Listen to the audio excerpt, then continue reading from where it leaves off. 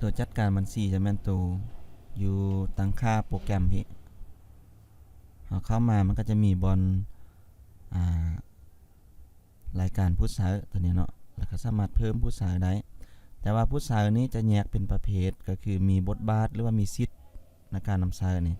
ก็มีชื่อบทบาทสามารถเพิ่มบทบาทมาได้ตัวอย่างมาเบิ่งรายการบทบาทก่อนหรือว่าสิทธิ์นำสาวนั่นแหละสิทธิ์ผู้สาวถ้าเข้ามานี่ให้เป็นตัวอย่างไว้ก็จะมีพนักงานค่ายยาหรือพนักงานจ่ายยา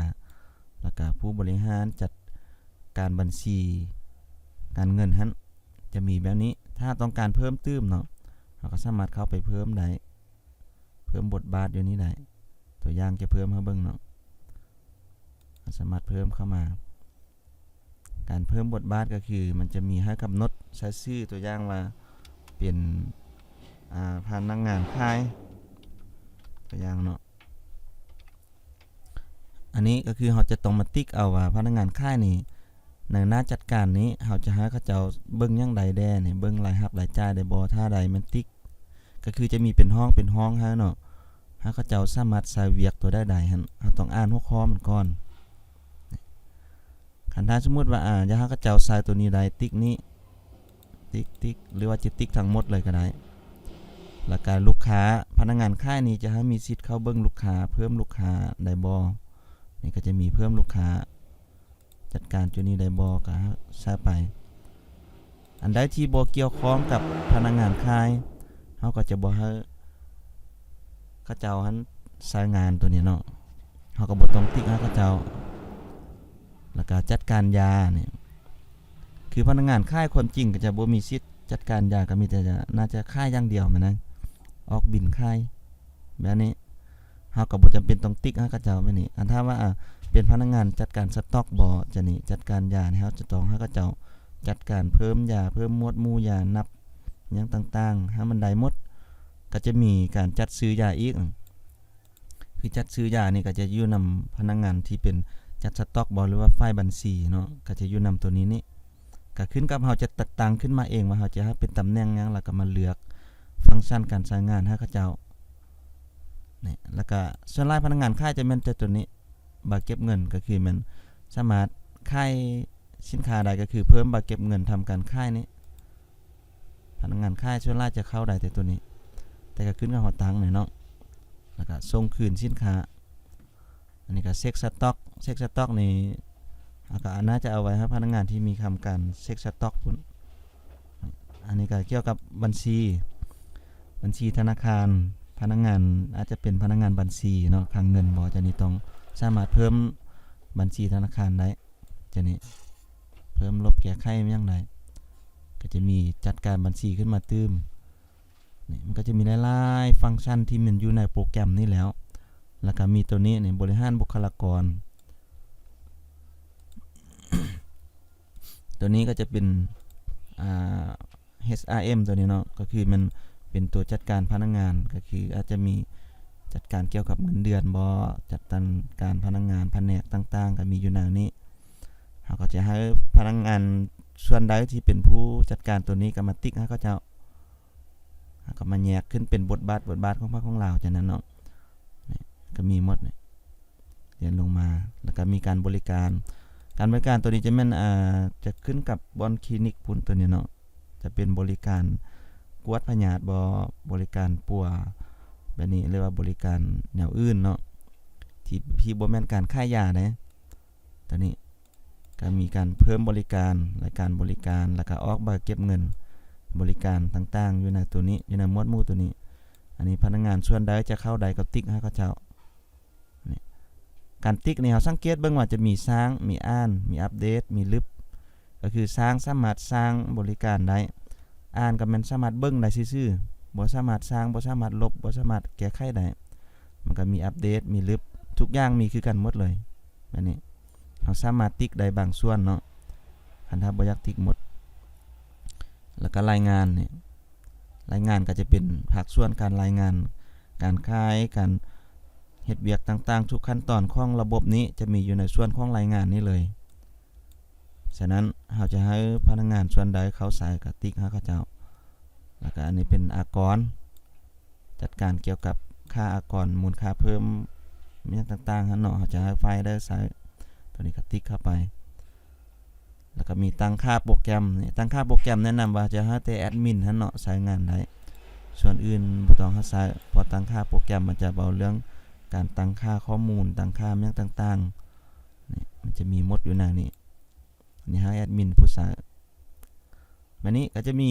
แบบนี้ทั้งหมดถ้าเฮาเลือกเรียบร้อยแล้วก็มีแต่กดบันทึกเนาะแล้วเฮาก็จะได้บทบาทขึ้นมาตื้มอันนึง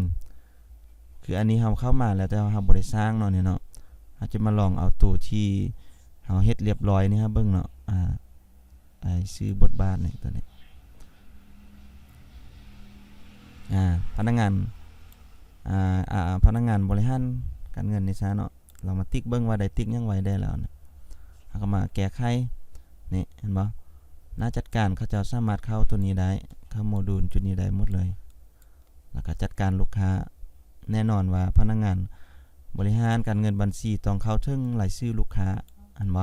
คันถ้าเขาจะเข้าถึงบ่ได้เขาจะก็ออกบินออกรายจ่ายออกหยังบ่ได้อันนี้เข้าถึงผู้ผลิตได้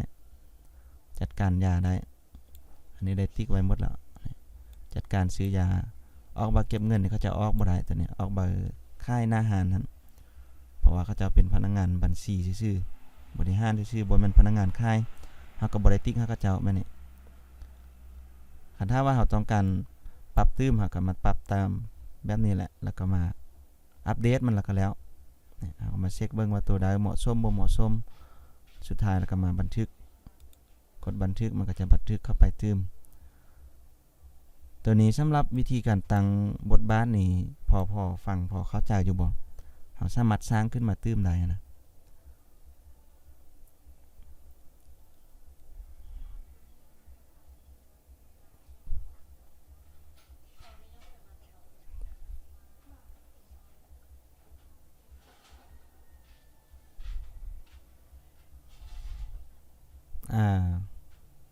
แม่นๆตัวนี้เพียงแต่ว่าเป็นสิทธิ์ผู้สาวซื่อๆแต่ว่า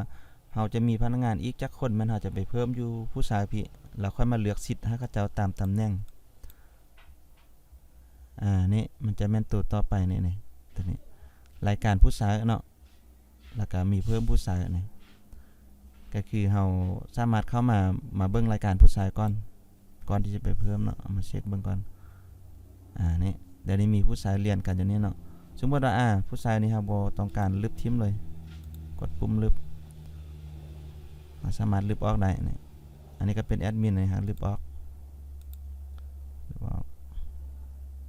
ตัวอย่างเนาะลบออกก็ยังเหลือแต่บัญชีแอดมินหลักนี่ตัวเดียว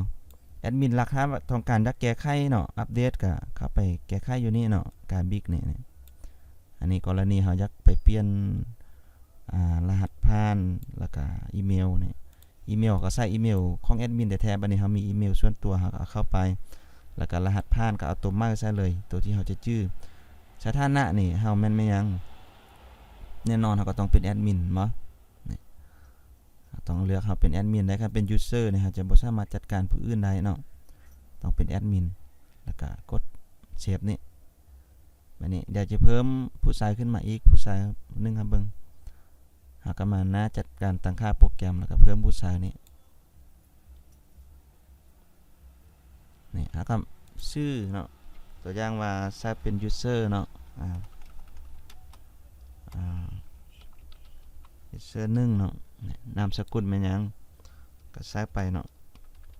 ตัวอย่างอีเมลแน่นอนต้องใช้อีเมลแล้วก็ใช้ไปตามชื่อเลย user 1ใช้หยังก็ได้เนาะ @gmail.com รหัสผ่านเนี่ยอาจจะใช้หยังตัวอย่างแอดมิน1 2 3 4 5แอดมิน1 2 3 4 5เนี่ยเฮาก็ใส่ไปก็อันนี้ก็เป็นรูปโปรไฟล์นั่นแหละคันเฮาบ่ใส่ก็บ่ใส่เนาะแล้วก็สถานะนี่เฮาก็จะให้เขาเจ้าเป็นหยังนี่เป็นยูสเซอร์เห็นบ่นี่เฮาต้องเลือกให้เขาเจ้ามันเป็นยูสเซอร์ก่อนแต่ว่าเฮาจะไปเลือกตำแหน่งให้เขาเจ้าอีกต่างหากอันนี้เพียงแต่ว่าเพิ่มผู้สาวซื่อๆเฮาก็ลองบันทึกเบิ่งเซฟ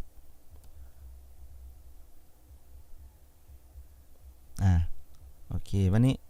เฮาได้ผู้ชายขึ้นมาผู้ชายนึงแล้วอันบ่ตอนนี้ค เข้ามาแล้ววันนี้เฮามาสังเกตเบิ่งอยู่บอนที่เฮา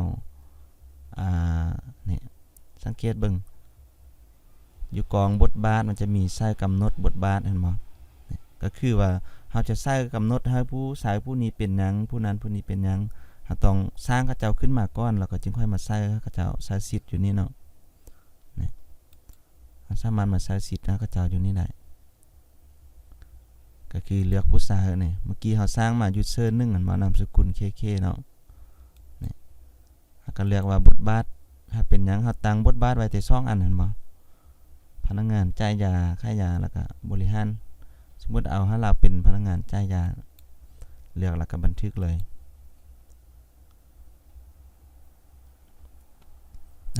ต่อไปก็ผู้ที่เฮาตั้งไว้เมื่อกี้นี้เราก็จะเข้าใส่ในสิทธิของสำหรับผู้ที่เป็นพนักงานจ่ายยาอย่างเดียวเข้าหน้าเดียวกันแหละแต่ว่าเข้ามาใส่ได้แต่หน้าตัวเดียวหั่นอันนี้จะเป็นลักษณะแบบนี้พอเข้าใจอยู่บ่ก็คือมันจะมี1ก็คือตั้งสิทธิผู้สาวนี่ก่อนเนาะเฮาต้องสร้างบทบาทหรือว่าสิทธิผู้สาวนี่ขึ้นมาว่าจะมีจักสิทธิ์ต้องกำหนดก่อนว่าจะแบ่งหน้าที่ตำแหน่งกันอยู่ในคลินิกเฮานี่หารค่ายามีจักตำแหน่งกำหนดขึ้นมาแล้วไปเลือกว่าตำแหน่งนี้เหมาะสมเข้ากับบ่อนนี้ก็ติ๊กให้เรา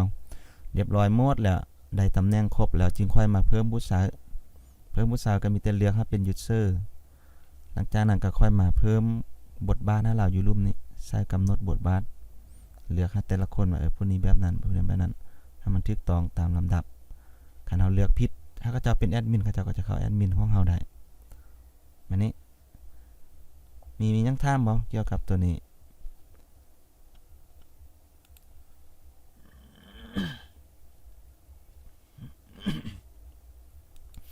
ถ้าว่าให้มียังถามก็ถามได้เนาะจะได้อธิบายพร้อมกันไปเลยให้เข้าใจแต่ว่าเรื่องเบิ่งคืนเอาค่อยไปย้อนเบิ่งวิดีโอคืนตำลังนี่หลังจากคันถ้าว่าเฮากำหนดได้แล้วเนาะผู้สายเรียบร้อยเฮาฮู้แล้วว่านี่ต่อไปก็คือจะเป็นการตั้งค่าโปรไฟล์ของระบบเฮาก็คือเป็นคลินิกแล้วเป็นหารของเฮาเนาะตัวนี้เฮาก็ต้องไปกำหนดก่อนเพราะมันจะเกี่ยวข้องกับการออกใบบินมันจะมียังมีโลโก้มีเบอร์โทรศัพท์ที่อยู่ต่างๆเนาะนี่เฮาก็มาอยู่บนนี้ตั้งค่าตัวนี้การตั้งค่าตัวนี้เฮาจะอยู่ในตัวการตั้งค่าเนาะอันนี้ก็เป็นชื่อบริษัทเฮาก็ใส่ชื่อเฮาไปเลยสมมุติว่าใส่เป็นแคปโปบ่เนาะบ่ฮู้ว่าเขียนถูกบ่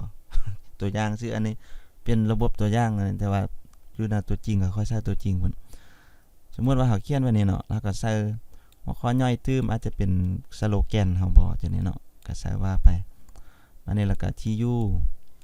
ก็เป็นอีเมลก็จะเป็นอีเมลที่ว่ามันอาจจะติดอยู่ในใบบินเฮาไปหั่นซื่อๆบ่แม่นอีเมลที่ว่าเอาไว้เข้าสู่ระบบอันนั้นมันของแอดมินต่างหากแล้วก็เบอร์โทรแล้วก็มีอันนี้จะเป็น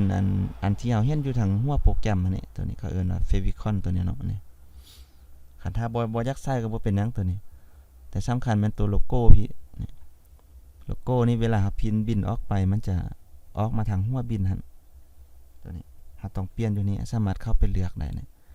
เข้าไป choose file ตัวนี้แล้วก็ไปเลือกโลโก้สามารถเอาโลโก้มาใช้ได้อันนี้เข้าไปเรียบร้อยหมดแล้วเฮาจึงค่อยมาบันทึกตามหลังแล้วก็ตัวนี้อันนี้รูปแบบนะเข้าสู่ระบบก็คือตอนที่เฮาล็อกอินเข้าสู่ระบบเฮาจะเห็นแบ็คกราวนด์หั่นบ่จะมีภาพพื้นหลังหน้าแบ็คกราวด์หั่นนี่สามารถเปลี่ยนได้คันถ้าอยากเปลี่ยนเนาะเฮาอยากให้มันเป็นเอกลักษณ์ของโปรแกรมเฮาก็เลือกเอารูปหารเฮาใส่ก็ได้จังนี้แล้วก็ภาษาเนาะภาษานี่ในระบบเฮาเฮ็ดมาไว้เป็นอยู่2ภาษาตัวนี้คือภาษาอังกฤษกับภาษาลาวสามารถเลือกได้ว่าจะใส่ภาษาใดอันนี้สามารถเลือกอยู่นี่เนาะแล้วก็ตัวนี้ประเภทส่วนลดนี่จะเป็นส่วนลดที่ว่าจะใส่ในเบอร์บินเฮาอัตโนมัติเลยก็คือบางทีเฮาจะใส่ส่วนลดเป็นแบบเปอร์เซ็นต์บ่หรือว่าเป็นส่วนลดเป็นเงินนี่เห็นบ่เฮาก็สามารถเลือกได้เวลาเฮาขายออกใบขายยาออกใบบริการต่างๆก็จะมี บอนใช้ส่วนลดฮะถ้าเลือกเป็นเปอร์เซ็นต์บอนใช้ส่วนลดก็จะกลายเป็นเปอร์เซ็นต์เนาะถ้าใช้เป็นเงินก็สามารถตีเป็นเงินตอนส่วนลดบ่ได้ตัวนี้สามารถเลือกอยู่นี่ได้แล้วก็เคสเวลาแน่นอนก็อันนี้มันจะขึ้นกับบาบินเฮาเพราะว่าบาบินเฮาจะมีเวลาออกไปพิมพ์บาบินวันที่ใดเวลาใดแล้วก็เอาตรงใกล้เคียงกับประเทศลาวเนี่ยเนาะจะเป็นเอเชียบางกอกก็ได้ตัวนี้ตั้งค่าแล้วตัวนี้ก็จะเป็นข้อความทางท้ายบินนี้ซื่อๆหลังจากเฮาปรับเรียบร้อยหมดแล้วก็กดบันทึกได้ตัวนี้เนาะกดบันทึกอยู่ลุ่มนี้อันนี้จะเป็นส่วนที่ตั้งค่าโปรแกรมแล้วก็เกี่ยวข้องกับบาบินพร้อมตัวนี้พอเข้าใจว่าตัวนี้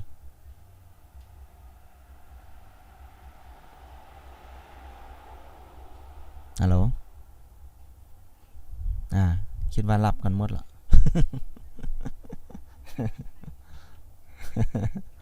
ตัวนี้ก็จะเป็นการตั้งค่าเนาะเนี่ยอันนี้ตั้งค่าทั่วไปคือเราใช้โปรแกรมยังต่างๆก็จะคล้ายคือกันนั่นแหละก็มีการตั้งค่าโปรไฟล์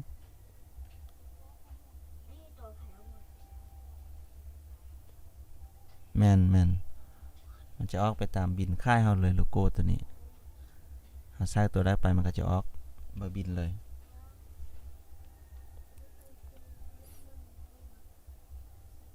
ตัวนี้ก็จะเป็นแบบนี้เนาะแล้วก็มันก็จะมีตัวนี้เรื่องตัวสกุลเงินเนาะสกุลเงินก็สามารถมาเบิ่งว่าสามารถเพิ่มสกุลเงินได้บ่นี่นะนี้อันนี้เพิ่มเพิ่มไว้เป็นอยู่2สกุลเงินไว้แต่ว่าเวลาค่ายมันก็เราต้องได้เลือกว่าสกุลได้สกุลนึงซื่อๆบ่สามารถสลับกันได้เนาะเนี่ยเนาะมีแต่เพิ่มเข้ามาก็คือเวลาค่ายนี่อยู่ในโปรแกรมเราต้องตั้งว่าจะค่ายเป็นสกุลเงินแมงเป็นกีบก็เลือกเป็นกีบอันนี้เลยกันถ้าจะเพิ่มเป็นเงินบาทก็เพิ่มมาอยู่นี่ก็ได้สกุลเงิน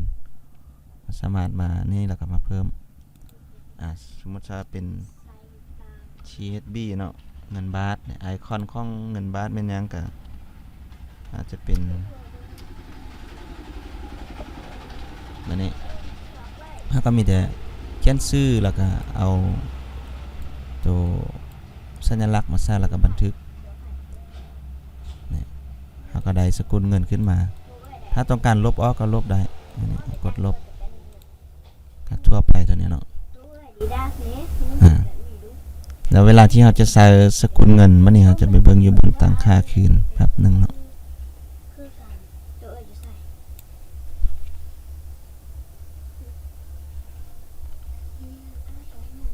สกุลเงินเราเลือกอยู่บนตั้งค่านี่เห็นบ่นี่สามารถเลือกเงินกีบดอลลาร์เพราะเงินบาทเมื่อกี้มันลบออกละสามารถเลือกอยู่นี่ได้เลยก็คือมันจะเป็นทั้งระบบเลยมื้อนี้ครับเพิ่มเป็นเงินกีบมื้อหน้ามาจะเปลี่ยนเป็นเงินดอลลาร์มันจะเปลี่ยนเป็นแต่ดอลลาร์แต่ตัวเลขมันบ่ได้ขึ้นนำเนาะก็คือเราต้องเลือกสกุลได้สกุลนั้นก่อนที่จะเพิ่มราคาสินค้าต่างๆกันเนาะต้องเลือกให้มันถูกต้องกันโอเคเนาะอยู่ในหมวดการตั้งค่าตัวหลักๆนี่มันก็จะมีประมาณนี้แล้วก็มันมีตัวดาวน์โหลดซ้ำห้องข้อมูลนี่ตัวนี้ก็สำคัญเนาะตัวนี้เนาะ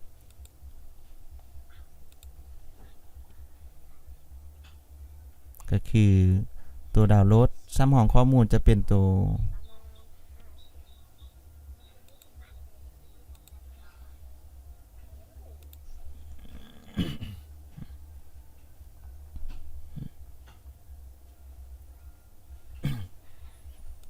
โอเคแล้วเนาะก็คือเฮาฮอตบอลตัวดาวน์โหลดซ้ำห้องข้อมูลตัวนี้นี่ดีแท้กับเฮ็ดเป็นเดือนไว้ก็ดีเนาะเพราะว่าเฮาป้องกันระบบว่าถ้าคอมมีปัญหานี่เฮาแบ็กอัพข้อมูลตัวนี้ไว้แล้วมันจะดาวน์โหลดตัวฐานข้อมูล SQL นี่ไว้มื้อหน้ามาถ้าว่าระบบมีปัญหาเอาตัวนี้ไปโกข้อมูลคืนยังพอได้ตัวนี้เนาะถ้าคอมเฮานะมันจะเป็นตัวช่วยตัวนี้เนาะตัวนี้เฮามีแต่เข้ามาแล้วก็กดดาวน์โหลดมันได้เลยตัวนี้กดดาวน์โหลดมันก็จะโหลดขึ้นมาแบบนี้เฮาตัวนี้เฮ็ดเป็นเดือนไว้ก็ดีแล้วก็หมายไว้ว่าซ้ำห้องเดือนนี้เนาะเพื่อว่ายามที่คอมมาก็เอาตัวนี้ไปกู้คืนข้อมูลได้ตัวนี้พอเข้าใจอยู่นะตัวนี้เนาะ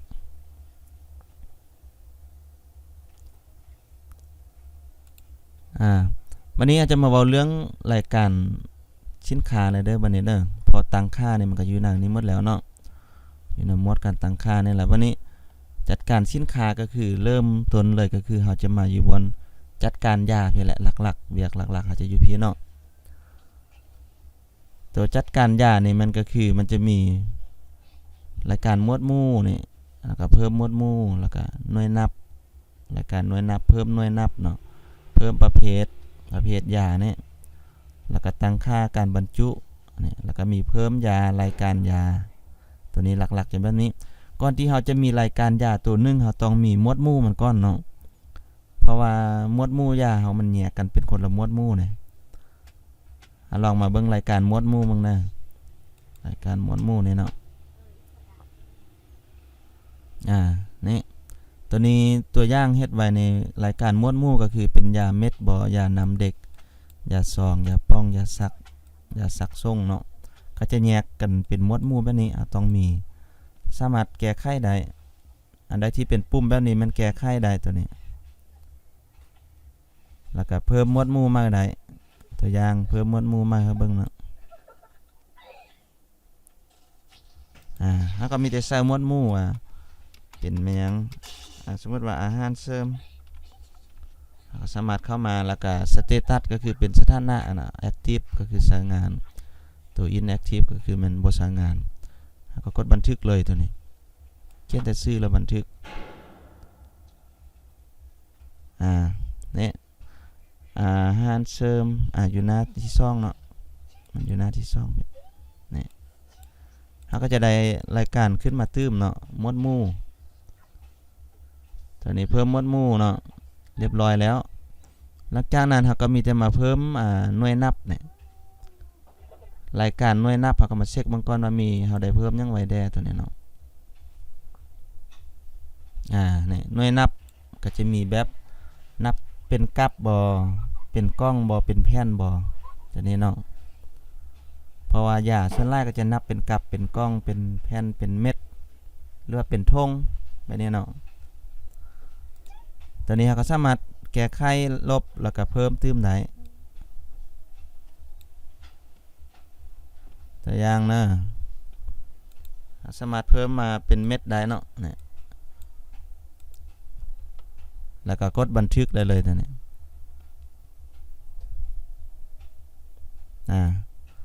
ตัวนี้พอเข้าใจว่าตัวนี้ตัวหน่วยนับนะ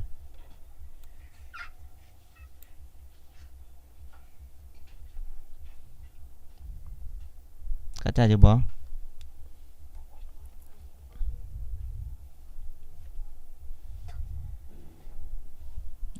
ตัวนี้รายการหน่วยนับเราจะต้องได้เขียนแยกกันไว้ก่อนแต่ว่าวิธีการค่ายแบบค่ายเราซื้อมาเป็นกับเราจะมาค่ายแยกเป็นแห้งหรือว่าเป็นแตะมันจะมีอีกบอนนึงเนาะแต่ว่าหน่วยนับเราจะต้องได้เพิ่มไว้ก่อนเพิ่มไว้บัดนี้แม่นแหละเพราะว่าหน่วยนับเรามันจะมีหลายหน่วยนับเนี่ยบางทีเราซื้อมาเป็นกับนึงแต่ว่าบัตรค่ายพัดมาค่ายเป็นเม็ดก็มีเป็นซองแม่นอันนี้หน่วยนับเนาะเนี่ยเนาะแล้วก็เราก็จะมาเบิ่งประเภทบรรจุพี่ตื้มเนี่ยตัวนี้ประเภทการบรรจุนี่มันจะมีตั้งค่าให้ตัวนี้แหละตัวสำคัญเดี๋ยวสังเกตเบิ่งนี่ก็คือส่วนหลายคันถ้าว่าเฮามียาจะค่ายเป็นกับเนาะกับแต่ว่ากับนึงหันเฮาจะต้อง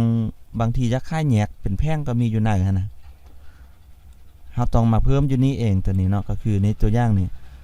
กับที่มีค่ายแบบนึงกับก็คือบ่มีย่อยอยู่ในตัวมันอีกแล้วอันนี้แล้วอันนี้เป็นกับที่สามารถค่ายได้อีก10แพ่งอยู่ในตัวมันหั่นอันนี้สมมุติว่าเฮาพัดว่ามีแบบเป็นกับเฮาเพิ่มขึ้นมาตื้มเนาะเป็นกับที่มันมีค่ายย่อยใดเป็น20อันก็สามารถใช้จำนวนเป็น20ก็คือความหมาย20อยู่ไหนหั่นเฮาต้องเข้าใจว่าเป็น20เม็ดก็ได้หรือว่าเป็น20แพ่งก็ได้เวลาเฮาไปยิงค่ายเนาะ คือสมมุติว่าเฮามี1กับแสดงว่าเฮามีอยู่20แพงอยู่นะเฮายิงค่ายเป็นแห้งก็แสดงว่าเลื่อน1กับแต่ว่ามีแต่19แพงแบบนี้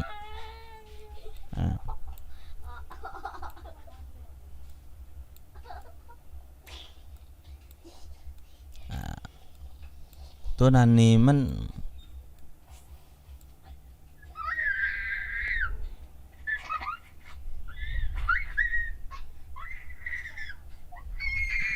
จะบ่ยืดหยุ่นตัวนั้นเพราะว่าเฮาจะบ่ฮู้นี่เฮาจะบ่ฮู้คำนวณเองว่าอยู่หน้ากับให้มันมีเป็นแพงหรือว่าเป็นหยังเนาะเพราะว่ามันมีหลายประเภทนี่คันว่าเฮาใช้แบบนี้เลยมันจะง่ายกว่าแล้วเฮาสามารถกำหนดได้เลยนะว่ามันมีเท่าใดอยู่หน้านั้นแล้วมันก็นับสต็อกได้เลยแบบนี้ก็คือแบบนี้คันถ้าสมมุติเฮาบ่อยากเป็นกับเฮาก็ใช้เป็นแบบอื่นก็ได้เนาะสมมุติว่าเป็นแพงแล้วมาค่ายเป็นเม็ดเนาะแพงเฮาก็ใช้แพง1แพงมีสมมุติมี10เม็ดเฮาก็ใช้10เวลาเฮาค่ายเฮามี1แพงเฮาก็มีอยู่10เม็ดแบบนี้นะตัวนี้แหละ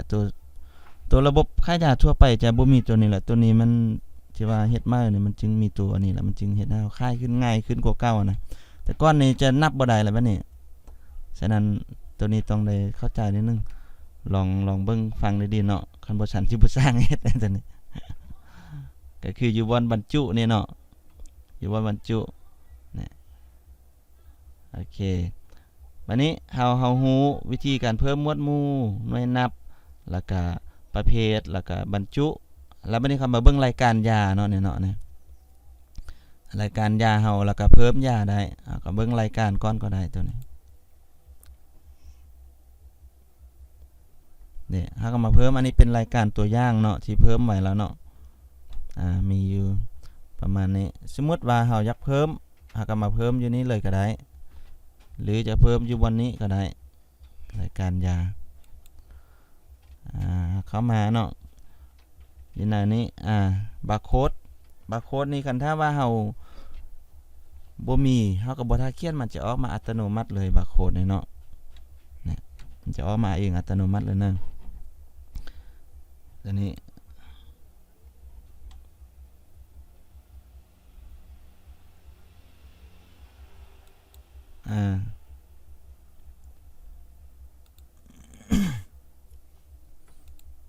คือตัวอย่างนี่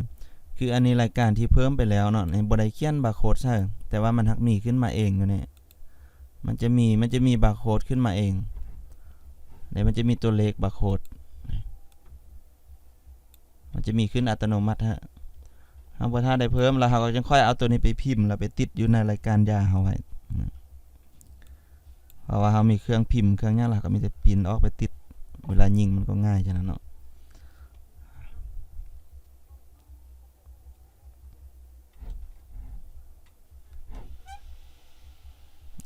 คันถ้าว่าตัวที่มันมีบาร์โค้ดเฮาก็บ่จำเป็นต้องได้พิมพ์เฮาก็เอาตัวอันบาร์โค้ดมายิงใส่อยู่นี้เลยก็ได้นะเดี๋ยวเวลาเฮาจะสร้างรายการสินค้าเนาะเฮาก็เอากล้องบาร์โค้ดเอาหันมาแล้วก็มาสแกนมันจะดึงเอาตัวเลขอยู่ในกล้องหันมาใส่อยู่นี้เฮาก็บ่จำเป็นต้องได้พิมพ์บาร์โค้ดใส่กล้องแม่นั้นแบบนี้การเพิ่มรายการก็เฮาก็เริ่มจากบาร์โค้ดเนาะแล้วก็มีชื่อยาแล้วก็มีชื่อยาแบบชื่อทั่วไปหั่นพอชื่อยามันก็จะมีหลายประเภทตามภาษาของหมอเนาะก็จะมีชื่อทั่วไปกับชื่อทางเทคนิคกันแล้วก็มีหน่วยนับเนี่ยหน่วยนับเฮาก็เลือกเลยว่าเฮาจะเอามาบรรจุเป็นกับหรือเป็นเม็ดแบบนั้นเป็นกับสมมุติว่าเป็นกับนะเฮาก็เลือกเป็นกับแล้วก็ตัวนี้ความแห้งก็คือหมายถึงตัวนี้จะเป็นความบรรจุของมันว่ามันมีบรรจุได้ไล่เป็นขนาดจากมิลลิกรัมบ่หรือว่ามีเท่าใดนะความจริงบ่ใช่ก็ได้การเพิ่มยานี่มันถ้าตัวใดมีไม้คูณนี่เฮาต้องได้เลือกเนาะนี่ไม้คูณมีไม้สีแดงต้องได้ตื้มข้อมูลใช่ให้ครบถ้วนถ้าตัวใดที่บ่มีไม้คูณสีแดงนี่บ่จำเป็นต้องตื้มก็ได้ตัวอย่างเนาะบาร์โค้ด ซื้อยาตัวอย่างเป็นเอาง่ายๆซะปาล่าอันนี้ก็ปาล่าโอเคแล้วหน่วยนับนี่เป็นกับซะหน่วยนับเป็นเม็ดซะเนาะเป็นเม็ดแล้วขนาดนี่ขนาดกล้องก็คือความจุมันนะมันเป็นจะได้เป็นกล้องบ่เป็นกล้องเป็นแพงบ่อันบ่คันถ้าว่าเฮาซื้อมาเฮานับเป็นเม็ดแล้วบัดนี้เฮาก็มาเลือกเป็นแพงก็แสดงว่า1แพงนี่มี10เม็ดเห็นบ่แสดงว่าเม็ดกับแพงนี่มันจะเข้ากันเองเลยนี่ก็แสดงว่า1แพงมี10เม็ดคันถ้าซื้อเป็นกับก็แสดงว่าอยู่นี้ก็เป็น1กับมี10เม็ดนี่แบบนี้เนาะ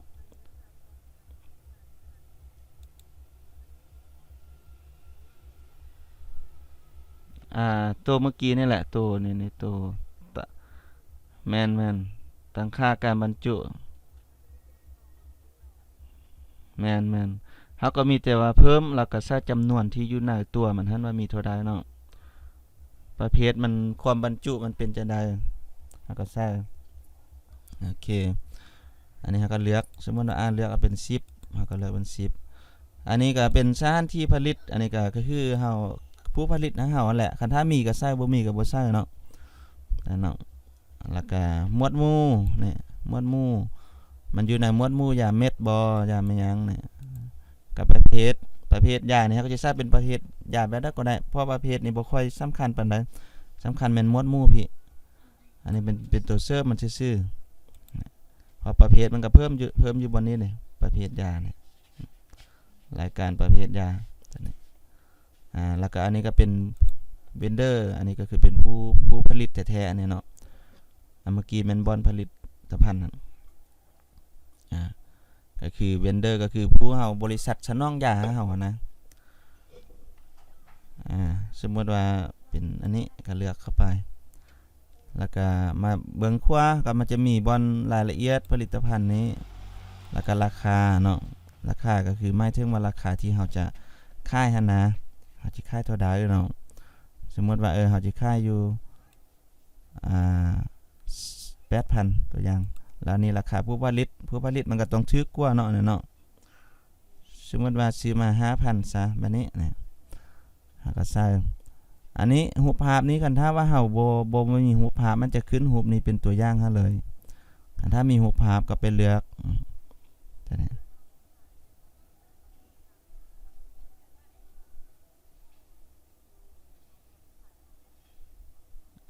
รูปภาพแม่นเฮาต้องไปโหลดเอาอยู่อินเทอร์เน็ตบ่หรือว่าถ่ายเอาแม่นนั้นคันถ้าว่าบ่มีมันก็จะขึ้นแบบนี้ฮะอัตโนมัติเลยแบบนี้แบบนี้การเพิ่มกับประมาณนี้เนาะเราต้องเข้าใจอันแต่ละส่วนมันนี่แล้วเวลาเราเพิ่มกับการจัดการยานี้มันจึงจะเข้าใจจัดการเนาะแล้วจึงค่อยบันทึกนี่อย่างว่าเป็นปลาซ่องซะเนาะก็มีแต่บันทึกเข้าไปแค่นี้ก็มาเช็คเบิ่งเนาะปลาซ่องนี่สามารถค้นหาได้เนาะในตารางอันนี้มันก็จะมีรายละเอียดข้อมูลของยานี้นี่ราคาต่างๆก็จะมีให้พร้อมเนาะนี่รูปจัดการแบบนี้อันนี้เราก็สามารถเพิ่มรายการยาขึ้นมาได้แล้วแต่ว่ายาจำพวกนี้เราจะบ่สามารถขายได้เทื่อเนาะเราจะต้องมีการจัดซื้อเข้ามาแล้วจึงขายได้โอเคหลังจากเฮาฮู้ยาเรียบร้อยแล้วบัดนี้เฮาก็ไปเบิ่งเรื่องการจัดซื้อบัดนี้เดี๋ยวมันจะเรียงกันอยู่นี้การจัดซื้อยาตัวนี้เนาะแป๊บนึงการจัดซื้อยานี่ก็แม่นเฮาก็เข้ามาเนาะนี่แล้วก็เบิ่งรายการจัดซื้อหาจักเบิ่งว่าพันมาเฮาซื้อจังได๋ก็มาเช็คเบิ่งเด็กก็จะมีรายละเอียดหมายเลขต่างๆที่เราจัดซื้อนี่เป็นเงินเท่าใดทั้งหมดที่จัดซื้อมารวมกันเท่าใดแล้วก็จะมีอยู่นี้ต้องการเพิ่มมากก็เข้าไปเพิ่มอยู่นี้เลยก็ได้เพิ่มการจัดซื้อเรื่องการจัดซื้อเราก็เลือกเลยว่าผู้ผลิตยาเนี่ยมันเราซื้อนำ ผู้สนองยาเฮาผู้ใดบริษัทใดเฮาก็เลือกตัวผู้สนองจะแม่นตัวนี้พี่น้องผู้ผลิตตัวนี้นะนี่มันอยู่เทิงนี้เฮาต้องไปเพิ่มไว้ก่อนนะเพิ่มผู้ผลิตบริษัทที่ส่งยาเฮาตลอดนะต้องมาเพิ่มเวลาซื้อเฮาก็ไปเลือกเพราะว่าเฮาจะได้จัดการบัญชีที่ว่าซื้อนำเขาเจ้าเพราะว่าเวลาซื้อนำเขาเจ้าอาจจะมีจ่ายสดจ่ายติดนี้หรือว่าอาจจะจ่ายครึ่งนึงอย่างครึ่งนึงเฮาก็จะเช็คตามผู้สนองยาได้เลยแบบนี้เนาะแล้วก็เช็คการค่ายประจำปีเฮาว่าเฮาซื้อนำเขาหลายหรือน้อยแบบนั้นก็เช็คได้อยู่ในนี้ต้องมีสมมุติว่าซื้อนำผู้นี้แล้วก็สมัยเลขบินที่เขาส่งยามาหานะเป็นเลขอ้างอิงก็ใส่ไปแล้วก็ชำระเงินเป็นเงินสดบ่หรือว่าเพิ่มธนาคารอันนี้เนาะนี่สมมุติว่าเงินสดคันถ้าว่าเป็นชำระผ่านธนาคารปุ๊บจะให้เลือกธนาคารแล้วบัดนี้ว่าบัญชีผู้ใดตัวนี้จะเกี่ยวข้องกับหน้าจัดการบัญชีพี่ธนาคารพี่เพราะว่าหลังจากพนักงานที่ว่าเฮ็ดการค่ายตัวนี้ปุ๊บเขาจะเลือกบัญชีตัวนี้แท้แต่เขาจะต้องไปโอนเงินเข้าบัญชีตัวนี้ฮะแท้พอจึงตามไปตามลำดับได้คันได้ว่าใช้เป็นเงินสดมันก็จะบ่ให้เลือกธนาคารตัวนี้เนาะโอเคเรียบร้อยวันนี้รายละเอียดการซื้อก็สามารถใช้อยู่นี้แล้วก็วันที่การซื้อก็เลือกได้อันนี้ก็ใช้ซื้อยาเข้าไปอยู่นี้เลยสมมติว่ายาปลาเนาะยาปลาซองตัวอย่างเนาะก็เพิ่มเมื่อกี้เนี่ยนี่เฮาซื้อเข้ามานี่มันเล็กสุดก็คือเล็กล็อตเนาะล็อตที่เฮาซื้อตัวอย่างเป็นล็อตที่1นี่ล็อตที่1ตัวอย่างวันหมดอายุยานี่มันวันที่ยังเฮาต้องเช็คแล้วก็มาตีใส่ก็เลื่อนได้สมมุติว่าหมดปี2023เนาะDecember วันที่20ซะเนาะนี่เห็นบ่เฮาก็เลือกยาเล็กสุดเล็กล็อตที่เฮาซื้อเข้ามาเลือกวันหมดอายุแล้วก็เลือกรูปแบบกล้องมันนี้นี่ว่าแบบใดเฮาซื้อเข้ามานะเป็นกับที่มันมี10อันอยู่ในหั่นบ่เห็นบ่นี่สมมุติว่าเฮาซื้อเข้ามาประเภทเป็นกับก็คือเฮาซื้อจักกับบัดนี้สมมุติว่าเฮาซื้อ10กับมันต้องเป็น100อัน10กับมันต้องเป็น100อันเพราะว่ากับนึงนั้นมี10อันเห็นบ่นี่กับนึงมี10อันแต่เฮาซื้อมาจำนวนจักกับก็คือ10กับก็เป็น100อันตัวย่อยของมันแล้วราคานี้มันจะออกตามตอนที่เฮาเพิ่มรายการสินค้าเมื่อกี้นี่เพราะว่าซื้อราคาผู้ผลิตมัน 5,000 แล้วราคาค่ายเฮามันเฮาค่ายอยู่ 8,000 แม่นบ่เมื่อกี้ก็เพิ่มไปเมื่อกี้หั่นนี่มันก็จะคูณกันขึ้นมาอัตโนมัติให้เฮาแบบนี้แล้วถ้าสมมุติว่าอยากซื้อยาหลายๆอันพร้อมกันก็กดเลขบวกได้อีกเด้เพิ่มเข้ามาเฮาก็ใส่รายการยาตัวอื่นเข้ามาเติมซื้อเข้ามาพร้อมกันได้บ่แม่นซื้อเท่าอันเนาะกรณีอันนี้ซื้อยาปลาซ่องซะเนาะได้แล้วบัดนี้เฮาเพิ่มเรียบร้อยบัดนี้การจ่ายเงินมันนี่ก็คือเฮาจ่ายเป็นเงินสดเห็นบ่นี่จำนวนเงินที่จ่ายเฮาจ่ายเท่าใดนี่ถ้าสมมุติว่าเฮาจ่ายเต็มเลยเฮาก็ใส่เต็มบัดนี้มันก็จะเหลือค้างจ่ายเป็น0ถ้าสมมุติว่าเฮาจ่ายไป0เขาก็จะบอกว่าค้างจ่ายเฮาไปเช็คคืนเฮาก็จะมีติดนี้อยู่นำบริษัทผู้สนองนี้เฮาก็จะเป็นติดนี้เขาอยู่แบบนี้เนาะกรณีจ่ายหมดเลยซะตัวนี้ 50,000 เฮาก็กดบันทึกเนาะ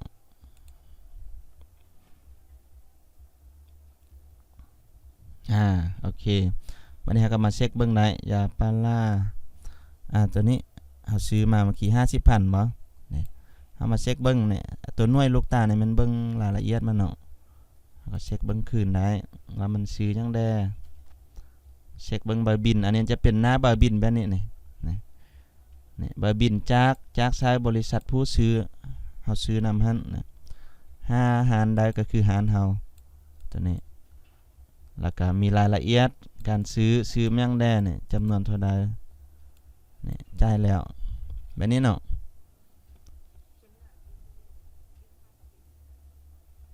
แบบนี้เลยเ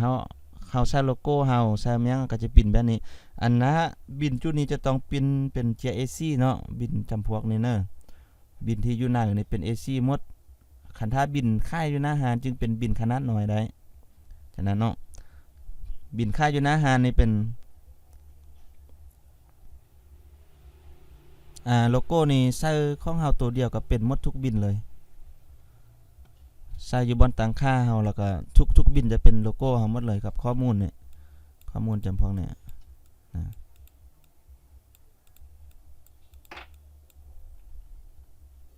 ตัวนี้มันต้องได้น่าจะใส่อยู่บนรายละเอียดแต่บ่แน่ใจว่าสิเพิ่ม QR ได้บ่คันถ้าว่าบ่ได้ก็จะจำเป็นจะต้องได้ใส่อยู่ในบนโลโก้เนาะเพราะว่าตัวนั้นเฮาบ่ได้เฮ็ดตัวนั้นก็ลองเช็คเบิ่งอยู่บนที่เฮาเพราะว่าอันนี้มันเป็นเบอร์จัดซื้อของเฮาเฮ็ดมาจากเขาเจ้าเนี่ยในมันสังเกตบินนี่ก็ได้บินจากบริษัทผู้สนองตั้งแต่ว่าเฮาเฮ็ดเอาไว้ให้หัวหน้าเฮาเบิ่งจะนี่ซื่อๆนะให้หัวหน้าเฮาเบิ่งแม่นเนี่ยเป็นรายงานของเฮาเป็นเบอร์บินจัดซื้อของเฮาแล้วตัวนี้จะเนี่ยเฮาเอาบินเขาเจ้ามาเบอร์นึงแล้วเฮาจะมาเฮ็ดเติมอีกเทื่อนึงเอาเข้าระบบเฮาวันนี้เมื่อกี้เฮาซื้อไปใน10กล้องมันว่าเรามี100อันมันนะมันนี่เฮาสามารถขายได้แล้วยาตัวนี้ยาปลาร้าซ่องนี่สามารถไปยิงบาร์โค้ดขายได้แล้วหรือเฮาอยากจะเช็คสต็อกเบิ่งก่อนก็ได้นี่จะมีเช็คสต็อกยาเห็นบ่นะเบิ่งรายงานสต็อกยาตัวนี้ก็ได้เฮาก็มาเช็คเบิ่งก่อนสังเกตเบิ่งว่านี่รายงานเช็คสต็อกมันก็จะมีชื่อผู้ผลิตราคาขายราคาซื้อจำนวนที่ซื้อเข้ามาจำนวนที่ขายออกตัวนี้เนาะนี่แล้วก็สต็อกอย่างเหลือนี่เช็คสต็อกเป็นกล้องอันนี้รายงานสต็อกราคาขายถ้าว่าขายแล้วจะได้ราคาซ้ำนี้ราคาซื้อแล้วก็รวมกันมาเป็นตัวหัวย่อยยาวอยู่พี่หัวรวมยอดตัวยาวอยู่พี่เราก็สามารถเช็คคืนได้สต็อกเฮาหั่นเราก็มาเช็คเบิ่งยาปลาร้าเมื่อกี้เบิ่งเนาะยาปลาร้าซองเห็นบ่นี่เฮามีสต็อกอยู่ที่100เห็นบ่แต่ว่า10กับนะอันเป็นบล็อกนี่ก็คือเป็นกับนั่นแหละเป็นกับเป็นแท่งนั่นนี่มี10สามารถเช็คได้เลยเนี่ยก็พิมพ์รายงานได้จุดนี้เนาะพิมพ์รายงานออก Excel ออกหยังได้เลยอันนี้ก็คือมันจัดการซื้อยาแล้วก็จัดการยาแล้วก็สามารถเช็คสต็อกได้อยู่บนตัวรูปนี้วันนี้ตัวอย่างว่าเราจะลองไปหน้าค่ายเบิ่งเนาะเป็นหน้าค่ายบัดนี้สมมุติว่าเรามีสต็อกเรียบร้อยแล้วเนี่ยก็จะอยู่ในหมวดบัตรเก็บเงินเนี่ยนะหน้าค่ายเนี่ยก็จ้ะ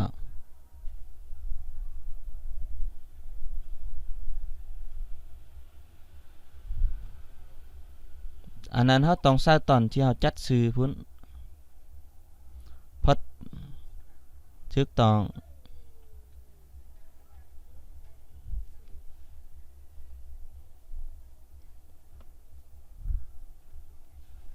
แม่นมันจะบอกเฮาอัตโนมัติมีแต่ตอนเฮาขายสินค้าพุ่นเวลาเฮายิงบาร์โค้ดตัวนี้ไปปุ๊บมันจะบอกว่ายานี้จะหมดวันที่นี้เนอะหรือว่ามันหมดอายุแล้วมันก็จะบอกให้ค่ายหมดอายุฉะนั้น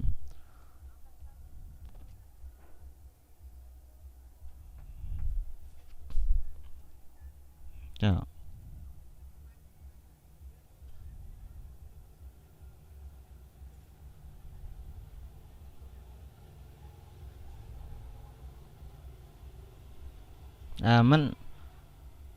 มันก็เวลาเราเข้ามาหน้าทำอิฐมันจะมีแจ้งเตือนเป็นลิสต์ขึ้นมามันจะแจ้งเตือนเป็นลิสต์เฮาขึ้นมาทางหน้าทำอิฐหน้าแรกครับตัวใดที่ไกลหมดอายุแม่นเด้ตัวนี้ก็แม่นนะยากะหมดสต็อกตัวนี้เนาะอันนี้แล้วอันนี้กะหมดอายุนี่มันก็จะเตือนขึ้นมาจุดนี้มันก็จะเตือน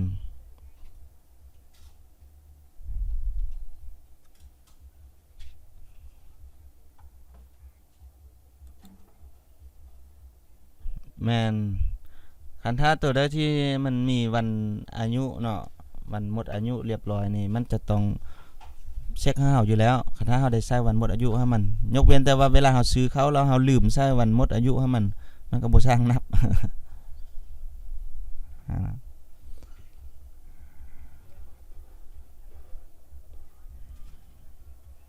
แม่นๆโอเคตัวนี้เข้าใจแล้วเนาะ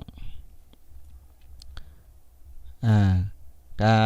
นอกจากนั้นก็จะมีแต่การไปจัดการค่ายเบิงก็คืออยู่ในหน้าบาเก็บเงินบัดนี้เนาะนี่อันนี้ก็คือมันรายการบาเก็บเงินก็คือใบที่เฮาค่ายผ่านมาแหละเฮาได้ค่ายหน้าอาหารผ่านมาอยู่ตัวนี้คันถ้าว่าอยากสร้างใหม่ก็อยู่นี่ทำการค่ายโพสต์ตัวนี้นะเนาะแล้วก็เข้ามานี่เข้ามาอยู่ในหน้านี้หน้านี้อันนี้ก็จะเป็นรายการหมวดหมู่นี่มีน้อยหรือมีหลายขึ้นกับเฮาเพิ่มหมวดหมู่อยู่ไหนพุ่นเนาะมันจะออกมานอกนี่อัตโนมัติเลยนี่ตัวนี้ก็จะเป็นหมวดหมู่ทั้งหมดยาทั้งหมดการขายมานี่มันก็จะมีค้นหารายการยาเองโดยการพิมพ์ชื่ออยู่นี้ก็ได้หรือว่าเลือกรายการยาเองแบบเป็นลิสต์อยู่นี้ก็ได้นี่เลื่อนมานี่ก็ได้แล้วก็สแกนบาร์โค้ดแล้วก็พิมพ์บาร์โค้ดความจริงสแกนบาร์โค้ดแท้ๆมันใช้ตัวอันเบื้องพีเลยเนาะถ้าตัวนี้เลยมันจะสะดวกกว่าตัวนี้สะดวกยิงแล้วก็อันนี้ก็จะเป็นบ่อนเฮาใช้ชื่อลูกค้าเฮาใช้ชื่อลูกค้าก็เขียนแต่ชื่อเขาจะเข้าไปแล้วก็บันทึกตัวอย่างเนาะลูกค้าทั่วไปแบบนี้เอาเข้ามาแล้วก็เลือกเลยก็ได้แล้วก็สมมุติว่ายาเมื่อกี้เนาะมียาปาราซองเดี๋ยวนี้ครับบ่มีเครื่องยิงบาร์โค้ดเชื่อก็สิลองทดลองเลือกเบิ่งเนาะยาปาราซองเวลาเฮายิงบาร์โค้ดเข้ามาเนาะนี่มันก็จะแล่นเข้ามาหรือว่าคลิกเอาก็ได้เวลายิงเข้าปุ๊บสังเกตเบิ่งว่าเงินจะบ่ขึ้นเท่านั้นบ่จำนวนเงินบ่ขึ้นเฮาต้องเลือกว่าล็อตยาที่เฮาซื้อมาเฮาจะขายล็อตใดกรณีเฮาซื้อยามาเป็นล็อต1หั่นยังขายบ่หมดเทื่อแต่ว่าเฮาซื้อล็อต2มาเพื่อไว้เฮาต้องเลือกขายล็อต1ก่อนคันบ่ซั่นแล้วมันเฮาไปขายล็อต2แล้วล็อต1ก็สิบ่ได้ขายก็สิหมดอายุก่อนเฮาต้องเลือกล็อตให้มันถูกต้องบัดนี้แล้วก็สิขายเท่าใดบัดนี้นี่ถ้าก็เพิ่มเอาบัดนี้มันก็จะคูณเป็นเงินขึ้นมาให้เฮาบัดนี้จะเป็นลักษณะแบบนี้แล้วอันนี้เฮาเพิ่มยาเข้ามาเรียบร้อยแล้วมื้อนี้สังเกตเบิ่งวันหมดอายุเห็นบ่นี่มันจะบอกวันหมดอายุอยู่นี้อันถ้าว่าวันหมดอายุมันหมดอายุแล้วมันก็ไม้แดงขึ้นมาเลยอยู่นี้เลยแล้วก็มันก็จะบ่ฮักคายบัดนี้จะเป็นแบบนั้นแล้วก็กันรับเงินมานี่รับเงินก็คือเฮาจะใส่ส่วนลดเท่าใดเนาะนี่ส่วนลดเฮาสิใส่เท่าใดก็เขียนเข้าไปถ้าบ่มีก็บ่เขียนแล้วก็รับเงินรับเงินเฮารับอยู่ลุ่มพี่เงินที่เฮาจ่ายเนาะจ่ายก็คือสมมุติว่า1,600หาว่ากรณีว่าเฮาสิจ่ายเขาจ่ายมา 2,000 โอ้ยนี่ 2,000 ก็จะมีเงินทอน400เนาะเฮารับเงินหรือว่าขี้คานพิมพ์เขาเจ้าจ่ายหมดเลยก็กดชำระทั้งหมดเลยก็ได้นี่มันจะตื้มมาเองอัตโนมัติตัวนี้เนาะแล้วก็อันนี้ชำระเงินสดอันนี้ชำระผ่านเงินธนาคารตัวนี้เนาะก็คือโอนบ่จะนี่ก็แม่นตัวนี้สมมุติว่าเฮาตีถ้าแล้วรับมา 2,000 เป็นเงินสดก็กดรับเงินสดกดรับขึ้นมาแบบนี้เรียบร้อยแล้วมันจะทวงว่าจะปิ้นบินบ่ตัวนี้เนาะถ้าต้องการปิ้นมันก็จะปิ้นบินเฮาออกมาแล้วก็ลิ้นชักก็จะเด้งออกมาเนาะกด yes บัดนึงแล้วก็ปรินเตอร์เฮาเลือกถูกต้องแล้วกดปิ้นแล้วลิ้นชักมันจะเด้งออกมาเฮาก็เอาเงินเข้าลิ้นชักอัดไว้คือเก่าแล้วมันก็จะลบล้างหน้าตัวนี้ออกไปฮะแบบนี้อยู่ในหน้าตัวนี้ก็จะบ่มีหยังหลายก็มีแต่ว่าหน้าค่ายสินค้าแล้วก็หน้าเช็ครายการค่ายวันนี้เอาค่ายมื้อนี้นี่ค่ายมีหยังแดจะเช็คแต่เฉพาะมื้อนี้อยู่นี่เนาะอยู่บนตัวนี้แล้วก็มีการแจ้งเตือนนี้แล้วก็มีบอลออกจากระบบอยู่นี่เช็คโปรไฟล์ของผู้เข้าระบบนี่แหละออกจากระบบอยู่นี้ได้เลยตัวนี้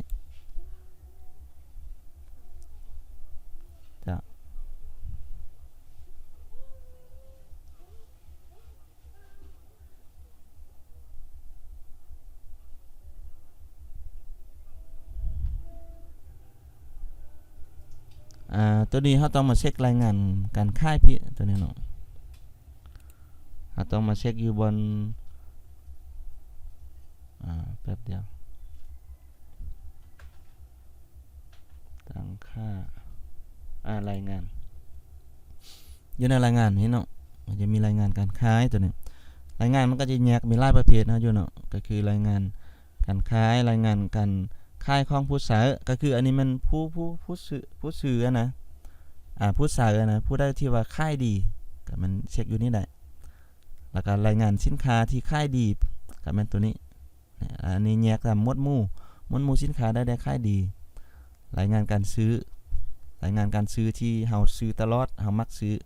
ก็จะเช็คเป็นมาร์เก็ตติ้งให้เฮาได้อยู่นี่แต่ส่วนใหญ่ก็จะเข้าอยู่รายงานการขายนี่เลยก็มาเช็คอยู่รายงานการขายเข้ามาเนาะเนี่ยก็มาเช็คเบิ่งอยู่ในรายงานการขายก็สามารถเช็คว่าเฮาจะเอาตั้งแต่วันที่ได้5วันที่ใดก็คือสมมุติว่าเอามื้อนี้ซะวันที่25วันที่25เฮาก็มาเช็คเบิ่งเนาะว่ามื้อนี้นี่เฮาได้ขายยังไปแดนี่ก็คือเราผู้ขายมันผู้ใดนี่อันนี้ก็มันก็ต้องตรงกับบัญชีที่เฮาเข้ามาใส่นี่ถ้าว่าบัญชีมีพนักงานขายนี่เข้ามาขายมันก็จะเป็นชื่อของผู้อื่นแล้วก็มีชื่อเฮาแดคันถ้าเฮาก็ได้ขายแน่อันนี้จำนวนเงินที่เฮาขายได้ทั้งหมดเท่านี้อันนี้แล้วก็รายการสินค้าต่างๆมันก็จะไปเช็คอยู่บนรายการสินค้าขายดีพี่จำพวกนี้อันนี้เฉพาะไล่ตามบินอันนี้ไม้เล็กบาเก็บเงินเห็นบ่อันนี้อาจจะเช็คตามไม้เล็กบินแต่ละบินมื้อนี้ผู้ได้ขายเรารวมเป็นเงินเท่าใดก็จะออกมาแบบนี้เนาะคันถ้าอยากเช็คเบิ่งว่าสินค้าขายดีก็มาเช็คเบิ่งแล้วก็เช็คคือกันอยากเลือกสินค้าแบบใดก็คืออันนี้เลือกประเภทยาแต่ละยาแต่ละชนิดสามารถเช็คว่ามันได้ค่าเท่าได้แล้วตัวนี้เนาะนี่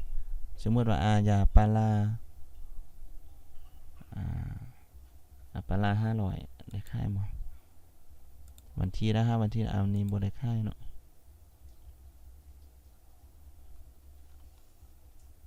ปาราซ่องซะวันที่25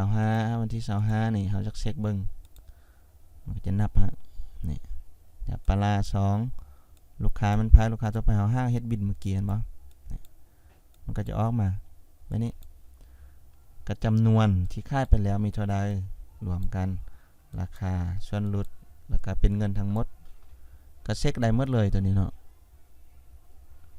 ตัวนี้พอเข้าใจบ่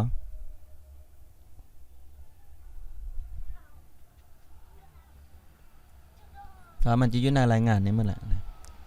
อยู่ในรายงานหมดเลยมันเช็คละเอียดอยู่ระบบจะครบถ้วนเนาะอันนี้ประเภทรายงานฉะนั้นเฮาฮู้เป็นส่วนไปแล้วเนาะก็คือตั้งค่าแล้วก็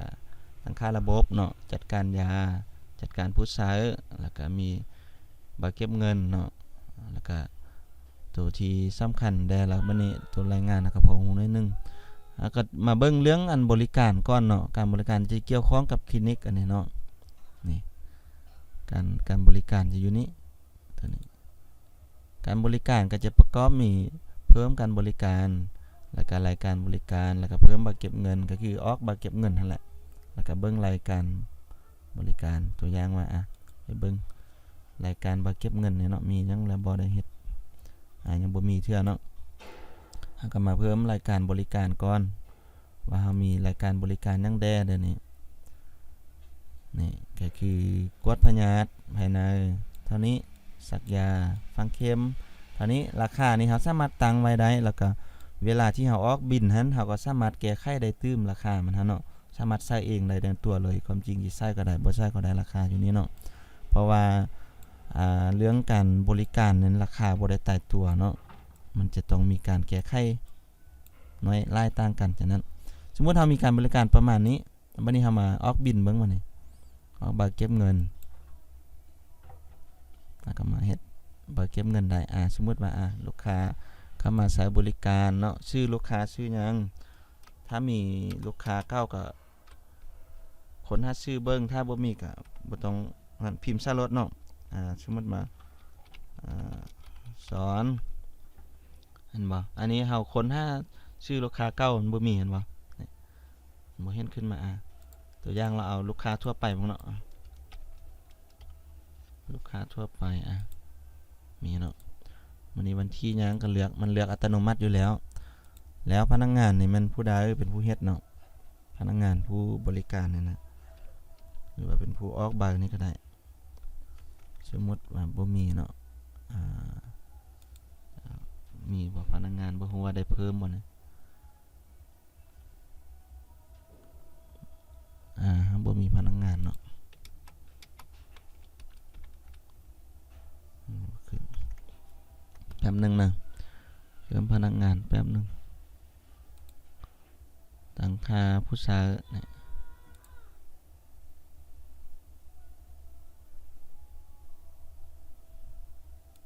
ลองเบิ่งกันนะมี user เนาะ user 1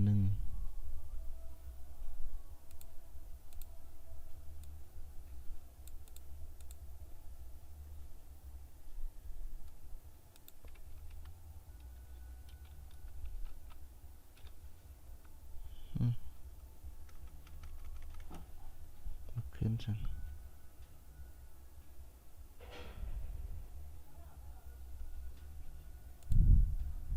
พนักงานอยู่พี่เนาะเดี๋ยวนะยังบ่ได้เพิ่มพนักงานเด้อเนาะมีแต่ user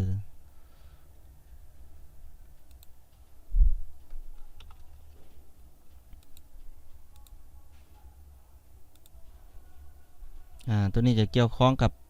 ตัวนี้แล้วเราต้องได้ไปเพิ่มตัวนี้มาเป็นลำดับก่อนตัวนี้นะเพราะเรายังบ่ได้เพิ่มตัวนี้เถอะตัวระบบบริหารบุคลากรเดี๋ยวจะอธิบายตัวนี้ก่อนก็ได้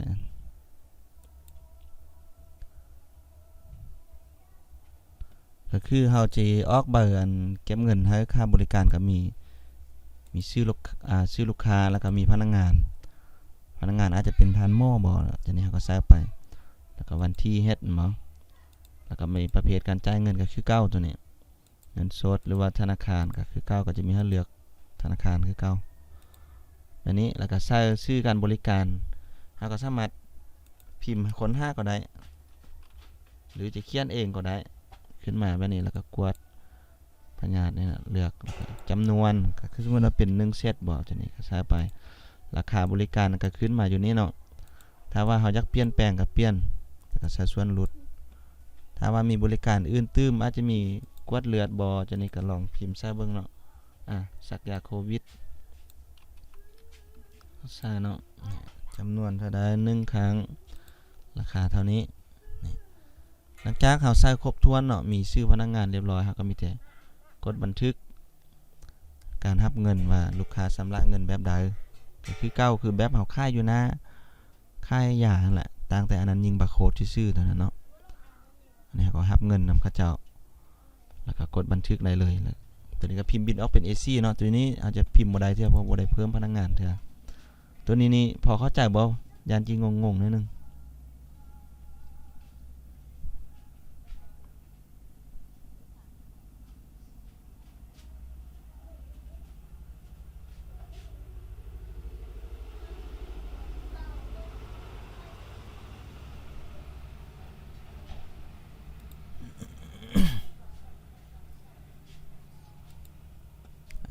ตัวนี้นี่มัน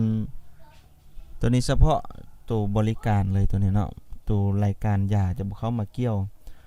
เพราะว่าตอนลมกับอายลานี่ก็คือมันถ้าว่าเป็นบริการแล้วจะออกเบาอยู่พี่แล้วก็คันถ้าว่าเป็นรายการยานะมันออกอยู่คลินิกแล้วก็พิมพ์บินเบอร์รับยานะเป็นเบอร์ซื้อยาแหละแต่ว่าถ้าไปเอาอยู่หน้าเคาน์เตอร์ค่ายยาพุ่นต่างหากจะเฮ็ดแบบนั้นเพราะว่ามันจะบ่ได้รวมกันทั้ง2อย่างเลยเพราะว่ามันสต็อกมันบ่ได้แม่นอันเดียวกันจะได้แต่เฉพาะบริการตัวนี้เนาะ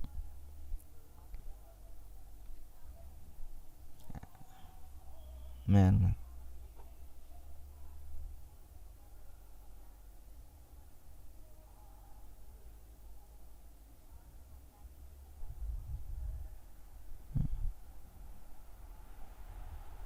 แม่นแม่น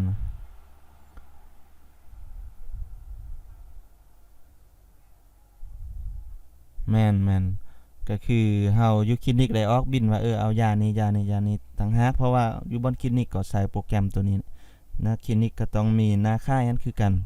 มีแต่ว่าเลือกยาเข้าไปแล้วก็สร้างปินบินมาแล้วก็บ่ต้องรับเงินเทื่อเนาะแล้วก็ไปทางพุ้นถ้าทางพุ้น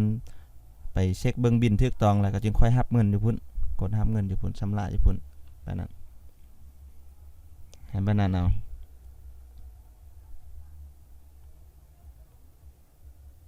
คันเฮาสิชำระอยู่พี่เลยก็ได้อยู่บอนคลินิกพี่ก็ได้เฮาก็กดรับเงินนำพี่เลยแล้วก็เฮาพิมพ์บิลออกไปบิลก็จะบอกว่าชำระเงินแล้วมีแต่เอาบิลนั้นไปเบิกเอายาอยู่พุ้นก็มันก็จะเป็นแนวได้มันก็เป็นอันสต็อกเดียวกันคือเก่านั่นแหละมันก็เป็นสต็อกรายรับของหารค่ายาคือเก่าว่ารับเบื้องได้ก็ได้รับเงินนั้นแต่ว่าอันเฉพาะอันรายการบริการนี้มันก็จะนับเฉพาะบริการต่างหากเนาะอันนี้มันจะบ่เกี่ยวกับยาตัวนี้มันจะบ่คือกันในรายการบักเก็บเงินมันก็จะนับเฉพาะบริการว่ามีใดเท่าได้แล้วการเฮ็ดบริการเฮาตั้งแต่วันที่นี้วันที่นี้มีเท่ามันก็จะขึ้นมาอย่างนี้อันนี้นับเฉพาะบริการอย่างเดียวเลยบ่ได้นับค่ายาค่าหยังต่างหาก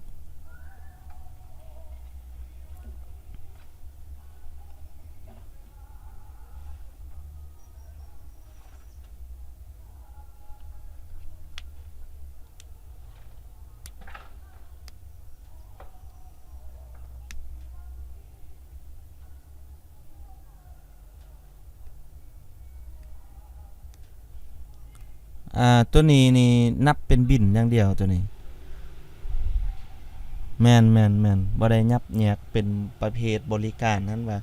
บริการตัวนี้ได้เฮ็ดบริการไปแบบนั้นมันนั้นบ่ได้นับตัวนั้นอันนี้นับแต่บิล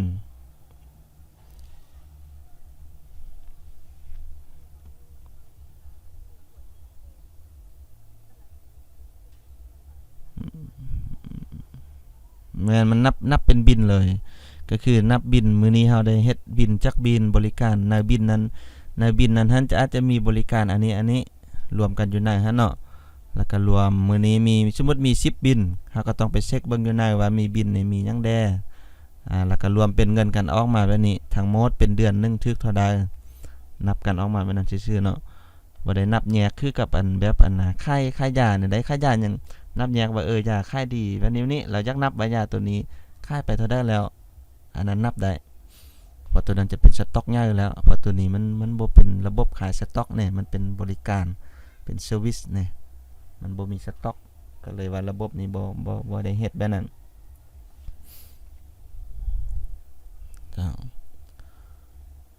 ตัวนี้ส่วนบริการเนาะก็คือมาเบิ่งอันบุคลากรก่อนเพราะว่ามันสิเกี่ยวข้องกันเวลาเฮาจะเฮ็ดนั้นเฮ็ดนี้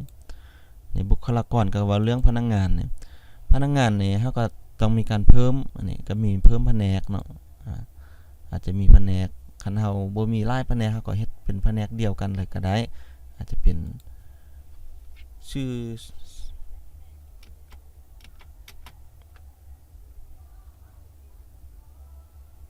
เฮาสามารถ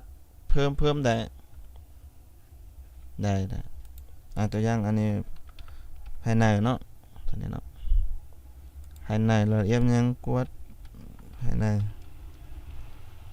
ตัวอย่างเนาะแป๊บนึง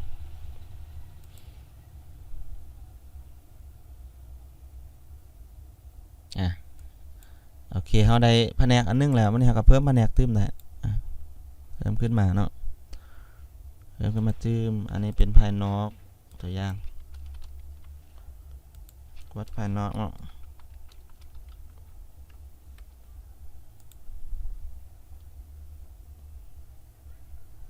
สมมุติว่าวันนี้มีแผนกค่ายเนาะแผนกค่ายซะหรือว่าบ่ใช้แผนกค่ายอาจจะเป็นแผนกหารค่ายยาเลยก็ได้แผนกค่ายซะก็คือหารค่ายยารายละเอียดซื่อๆเนาะนี่เขียนจะได้ก็ได้เฮาก็เพิ่มเป็นแผนกนี้ไว้ก็จะแล้ววันนี้เราก็มาเช็คเบิ่งอันนี้รายชื่อกำหนดแผ แบบนึงนะมีตัวเพิ่มเมื่อกี้ละรายการแผนกกันละวันนี้ก็มาเบิ้งรายการพนักงานเนาะก็มาเพิ่มพนักงานเบิ้งว่ามันครบแล้วบ่เพิ่มได้แล้วบ่โอเคใส่ชื่อเบิ้งเนาะอันนี้ก็คือสมมติว่าเป็นข่าวตัวอย่างเนาะนามสกุลเบอร์โทรศัพท์ชั่วโมงอัตราต่อชั่วโมงก็คือเงินเดือนนั่นแหละนะก็คืออันนี้เลือกกำหนดก่อนว่ามันอยู่แผนกใดตัวนี้เนาะสมมติว่าแผนกขายประเภทอาจจะเป็นชั่วโมงบ่เงินเดือนนั่นอาจจะเป็นเดือนเงินเดือนกัน1ห้านเบิ่งว่าชื่อก็ได้เฮาก็ลองมาห้านเบิ่งว่า1ชั่วโมงชื่อก็ได้ต่อเดือนนึงนะก็ไล่เฉลี่ยเบิ่งอันนี้เนาะสมมุติว่าครบเรียบร้อยแล้วมีรูปภาพมีที่อยู่มีหยังใส่ก็ใส่ไปเนาะประเทศเมืองแข้งหยังก็ใส่ก็ลองบันทึกเบิ่ง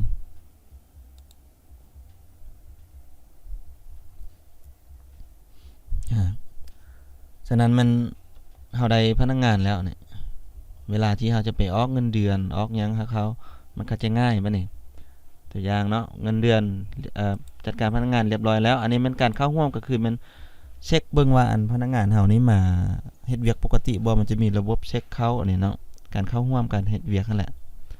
อันนี้ก็คือรายชื่อการเข้าร่วมเฮ็ดเวียกก็คือมันเข้ามาเช็คเบิ่งว่ามีบ่ยังบ่มีถ้าว่ามีอยากเพิ่มเนาะอันนี้ต้องมีพนักงานผู้นึงอยากเช็คเบิ่งอยู่หน้าประตูบ่เข้ามาเพิ่มแต่ละมือแต่ละเสาร์นะจึงสิฮู้ว่าเขาเฮ็ดเวียกมื้อนี้ฮอดจักชั่วโมงแล้วมันก็จะไปคูณตามจำนวนโมงฮะกันถ้าว่าเฮาบ่อยากเช็คก็บ่เป็นหยังเฮาจะเพิ่มเงินเดือนอัตโนมัติแบบเป็นตัวเลขเลยก็แล้วตัวอย่างถ้าไอ้น้อยมื้อนี้เนาะเข้าเวียกนี่วันที่นี้นี่เวลาเข้าสู่ระบบจักโมงเฮาก็บันทึกให้เรามันก็จะเป็นการเฮ็ดเวียกของเราแต่ละมือก็เช็คว่าผู้นี้มาเฮ็ดเวียกละมื้อนี้แรงมาแล้วเราสิออกเวียกแล้วเรามาครอบละคล้ายๆกับการสแกนมือแหละกดออกปึ๊บมันก็จะเข้าเป็นเวลานี้เดี๋ยวนี้มันเป็นเวลาเข้ามื้อนึงอันกดตัวนี้ออกปึ๊บมันก็จะกลายเป็นเวลาออกอยู่นี้ให้เรามันก็จะนับเป็นเงินให้ได้ตัวนี้เนาะเป็นระบบเช็คชื่อเขาเฮ็ดเวียกตัวนี้แล้วก็มีเงินเดือนนี่เงินเดือนก็มีจัดการเงินเดือนพนักงานนี่เขาสามารถเข้ามาเพิ่มแก้ไขเงินเดือนถ้าเขาเจ้าสิจ่ายเงินเดือนถ้าเขาเจ้าออกใบเงินเดือนก็อยู่นี่เนี่ยเอาเงินเดือนใดเดี๋ยวมาตั้งค่าเงินเดือนก่อนเนาะ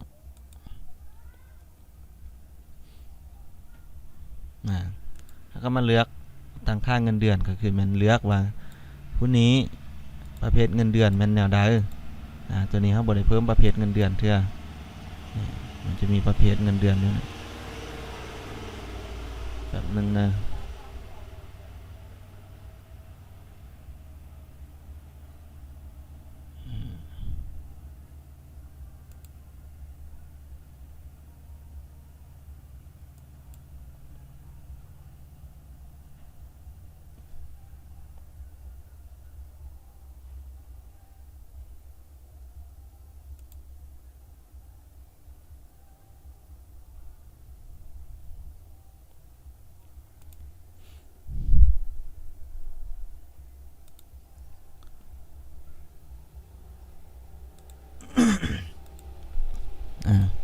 แล้วก็ลองใส่ซื้อมันเนาะเงินเดือนพื้นฐานตัวอย่างเนาะ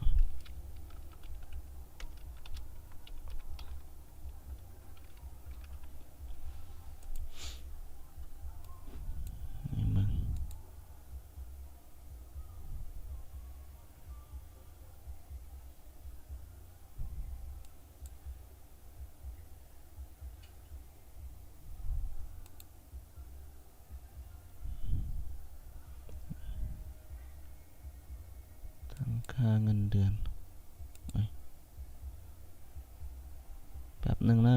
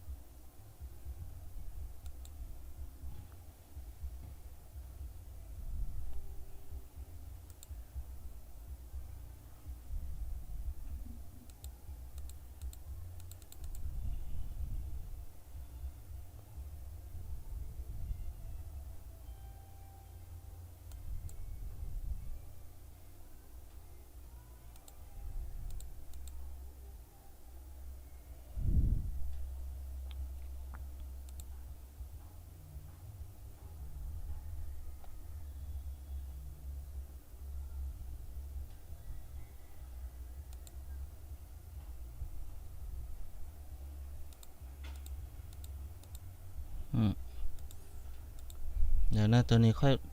โจปานให้ก่อนเนอะจีบล็อกตัวอื่นก่อนว่าตัวนี้บ่ได้ใช้ฟังก์ชันดนละ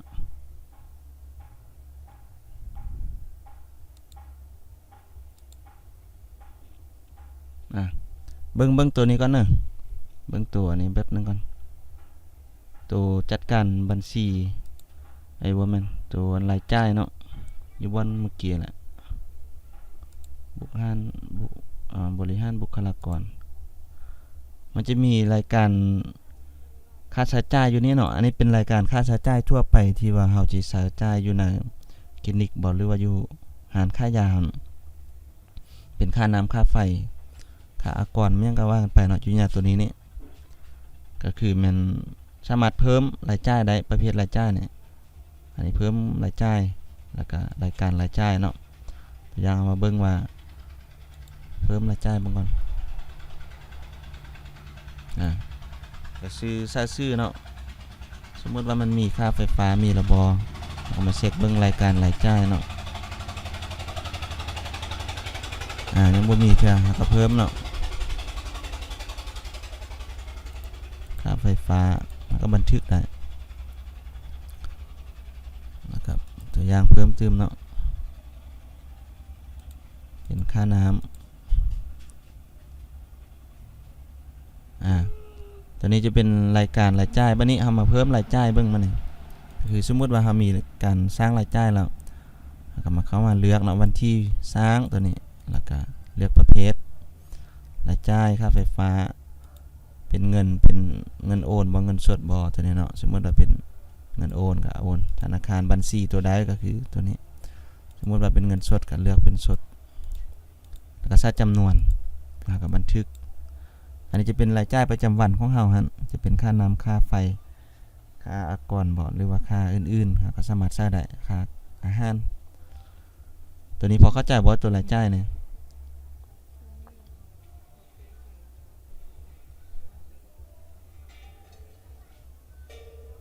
ตัวระบบนี่มัน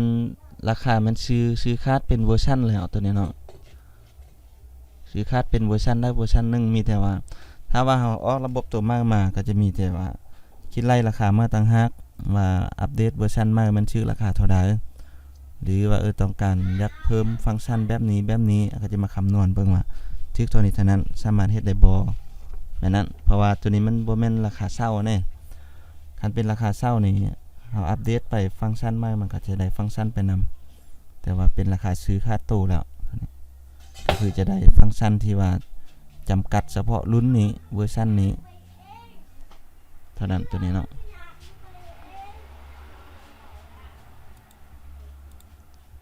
โอเคบ่ตัวนี้ตัวรายจ่ายนี่พอเข้าใจอยู่เนาะรายจ่ายเนาะมันก็จะมีหลายฟังก์ชันที่ว่าเฮาอาจจะบ่จำเป็นได้ใช้เทื่อหากก็บ่ใช้เนาะคือฟังก์ชันกู้ยืมนี่ก็จะเป็นเงินที่พนักงานอาจจะกู้เงินล่วงหน้าบ่เอาเงินเอาไว้ล่วงหน้าก่อนออกเงินล่วงหน้าก่อนก็สามารถเอาได้ตัวนี้เนาะแต่ว่าเริ่มต้นนี้ก็จะบ่อยากให้ฮู้ตัวฟังก์ชันที่มันบ่จำเป็นหั่นเชื่อจะให้เข้าใจตัวที่จำเป็นมันหั่นซะก่อนเนาะหลังจากนั้นเฮาใส่ตัวจำเป็นเฮ็ดเวียกได้แล้วเฮาค่อยมาไล่เบิ่งเทื่อลำดับแบบนั้นเอาแล้วตัวที่เว้ามานี่มีหยังอยากถามบ่เพราะว่าสิได้ไปเช็คคืนตัวเงินเดือนพนักงานนั้นคืนตัวอื่นนี่มีหยังถามบ่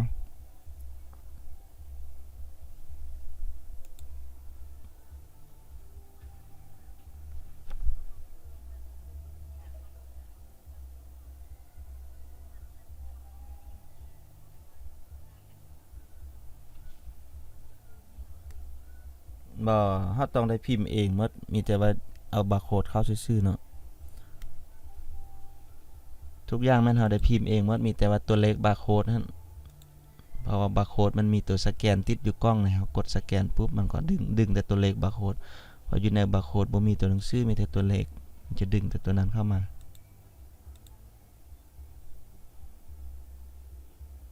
มีหยังอีกถามได้เพราะว่าสิได้อธิบายให้ฟัง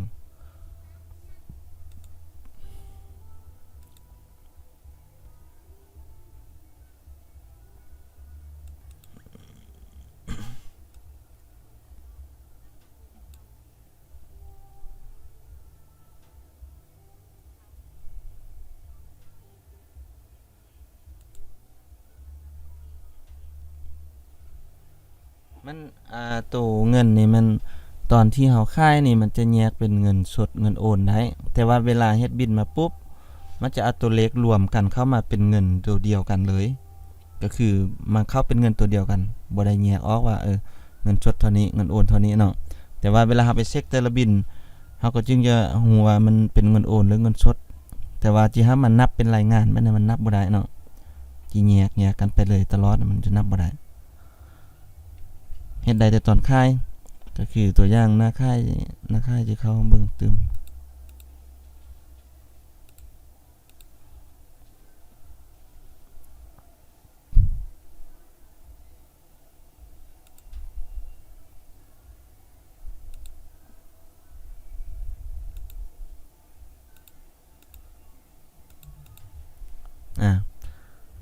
ตัวอย่างว่าเฮาชำระเนาะนะ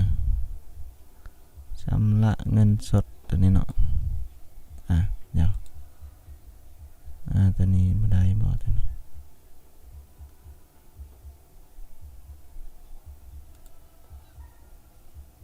มันผสมกันบ่ได้ตัวนี้เดี๋ยวนะมันจะแยกได้เป็นเงินได้เงินนั้นเด้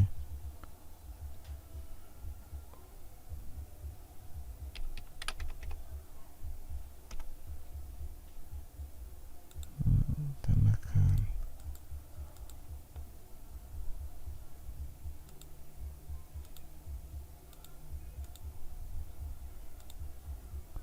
เวลาที่เราชำระเป็นอันโอนมันจะได้ให้เลือกบัญชีว่าโอนเข้าบัญชีได้เนาะลองเช็คเบิ่ง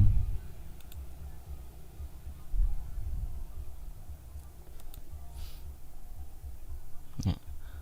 มันจะนับเป็นเงินทั้งหมดเลยลองเดี๋ยวไปเช็คเบิ่งรายงานแป๊บนึง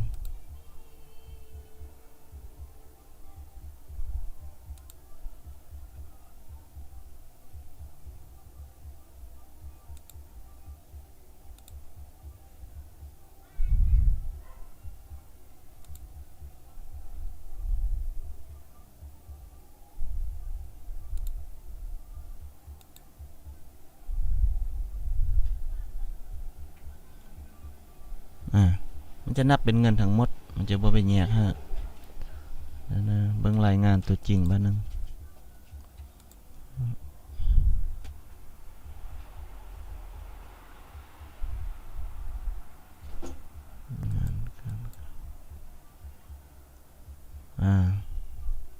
นับบ่ได้ตัวนั้นเนาะครับนึงนะ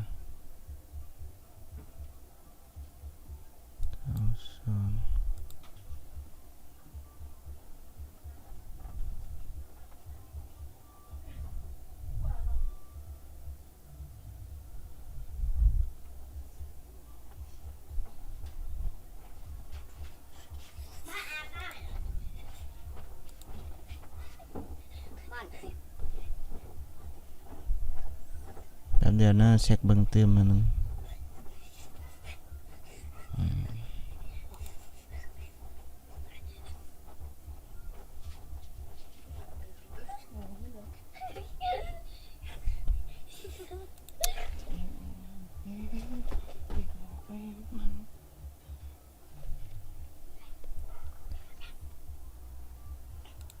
ตัวนี้นี่มันเช็คบ่ได้เนาะตัวนั้นเนาะมีแต่ว่า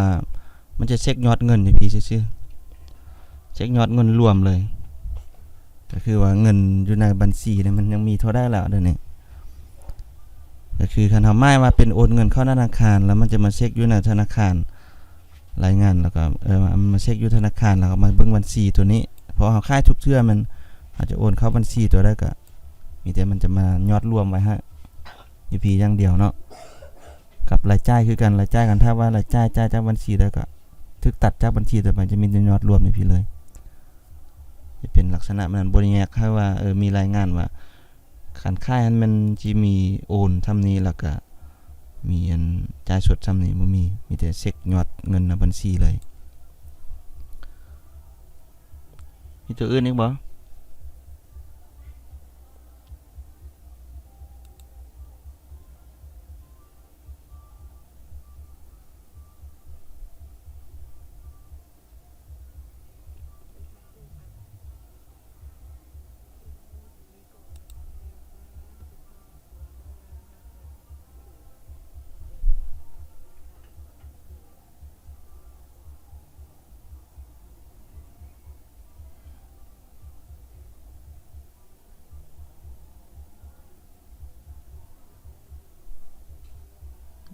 เดี๋ยวจะลองออกเบิ่งอันนี้ลองออกของขยะมันก็เนาะเดี๋ยวนะ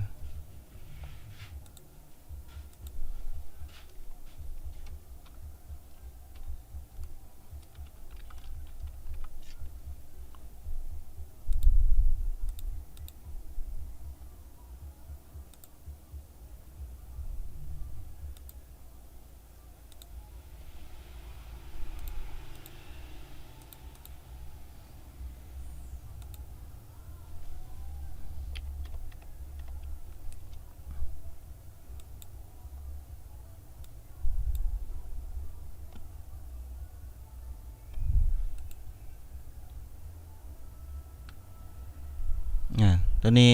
มันจะมีตัวรายการค้างจ่ายอยู่นี่ฮะเนาะมีแต่ว่าจ่ายตามจำนวนที่จ่ายตัวจริงฮะ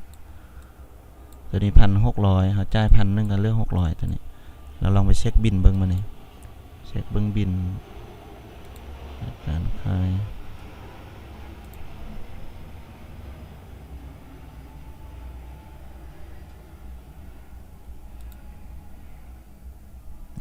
อันนี้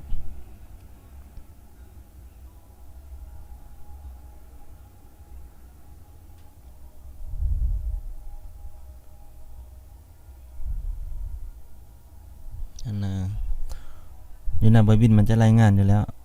ว่าติดนี้ค้างจ่ายในเท่านี้เนาะแต่จะเบิ่งว่าสิชำระเงินได้บ่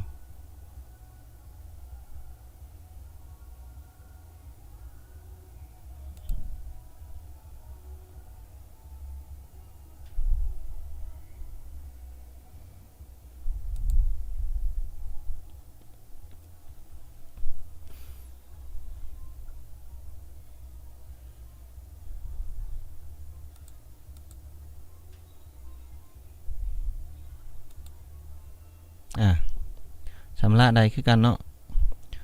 ก็คืออันเฮาคือลาวนี่เราจ่ายไป 1,000 อย่างอย่าง600เนาะเวลาที่เฮาจะจ่ายตื้มเนาะเวลาเรากลับคืนมาจ่ายนั่นเฮาก็มาอยู่บอทรายการการค้าเฮานี้รายการบัตรเก็บเงินเฮานี้เฮาก็มาเช็คเบิ่งคืนเข้ามามันก็จะมีปุ่มแก้ไขอัปเดตนี่เนาะสามารถเข้ามาแล้วก็มาอัปเดตมาชำระเงินคืนได้ก็คือในยอดค้างจ่ายในมัน600จำนวนจ่ายใน 1,000 อันนี้ก็สามารถมาชำระตื้มได้กดชำระทั้งหมดมันก็จะเป็นติดศูนย์แล้ววันนี้แล้วก็กดอัปเดตบ่ต้องการพิมพ์บินกับบ่ต้องพิมพ์เนาะอันนี้สมมุติว่ากด no สังเกตเบิ่งมันก็จะเป็นศูนย์ละแบบนี้ตัวนี้โอเคเนาะตัวนี้เฮ็ดได้เนาะ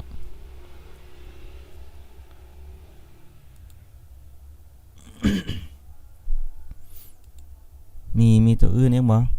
ยากทำรายการยาในทั้งหมดนี่มันได้เป็นลบออกเนาะคันถ้าว่าอันน่ะจีเริ่มใช้งานแทนนะได้ไปกดลบออก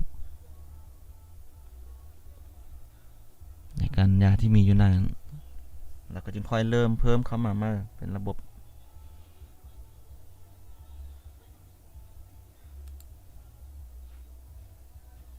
จำพวกรายงานทุกอย่างเนาะที่มันมีปุ่มขึ้นมาอยู่นี่เนาะอาจจะเป็นรายงานอาจจะเป็นเช็คสต็อกเป็นหยังก็อย่างเนาะภาษาลาวเฮานี่มันจะบ่ซัพพอร์ตกับไฟล์ PDF นะเดี๋ยวจิลองกดหาเบิ่งเนาะสมมุติว่าอันนี้รายงานบัตรเก็บเงินกดดาวน์โหลดเป็น PDF มันจะบ่ซัพพอร์ตมันจะเป็นแบบนี้ฉะนั้นภาษาลาวเฮาจะต้องได้ใช้เป็น Excel เนาะโหลดเป็น Excel นะโหลดลง Excel ตัวนี้อาจจะเอาไปเป็นไฟล์ข้อมูลเนาะสามารถโหลดลงเป็นไฟล์ Excel แล้วก็มาเปิดเบิ่งได้ก็จะเป็นตาราง Excel มาเลยทุกรายงานทุกหน้าที่มีหน้าแบบนี้อยู่นำ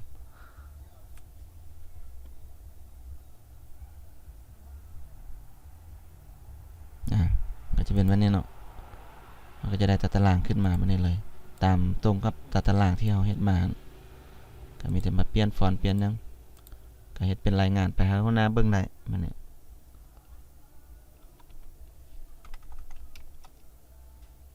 มีหยังอีกบ่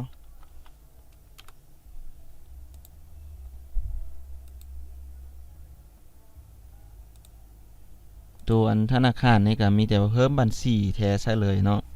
เพื่อว่าเวลาเราไปโอนไปหยังเราก็เพื่อโอนตามบัญชีแท้แล้วก็เช็คยอดเงินอยู่หน้านี้ได้เลยเพื่อว่าเงินที่ค่ายเงินจ่ายเนี่ยมันตรงกันแท้บ่เนาะต้องได้เพิ่มเข้ามาแท้ๆอันนี้เป็นบัญชีตัวอย่างซื่อๆเขียนชื่อบัญชีใส่เนี่ยก็สามารถเข้ามาเพิ่มหรือมันลบแก้ไขอยู่นี่ก็ได้ว่าเนี่ยถ้ามีหลายบัญชีก็ใช้หลายบัญชีเนาะ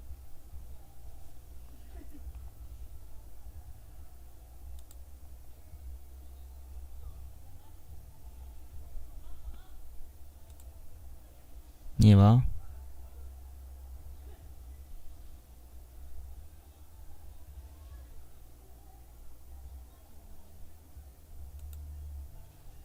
แล้วก็เรื่องอันน่ะพิมพ์ตัวอันนั้นเนาะพิมพ์บาร์โค้ดจิบอกตัวเรื่องเกี่ยวกับการพิมพ์บาร์โค้ดออกไปฮะเนาะเดี๋ยวนี้มันเปิดอันน่ะ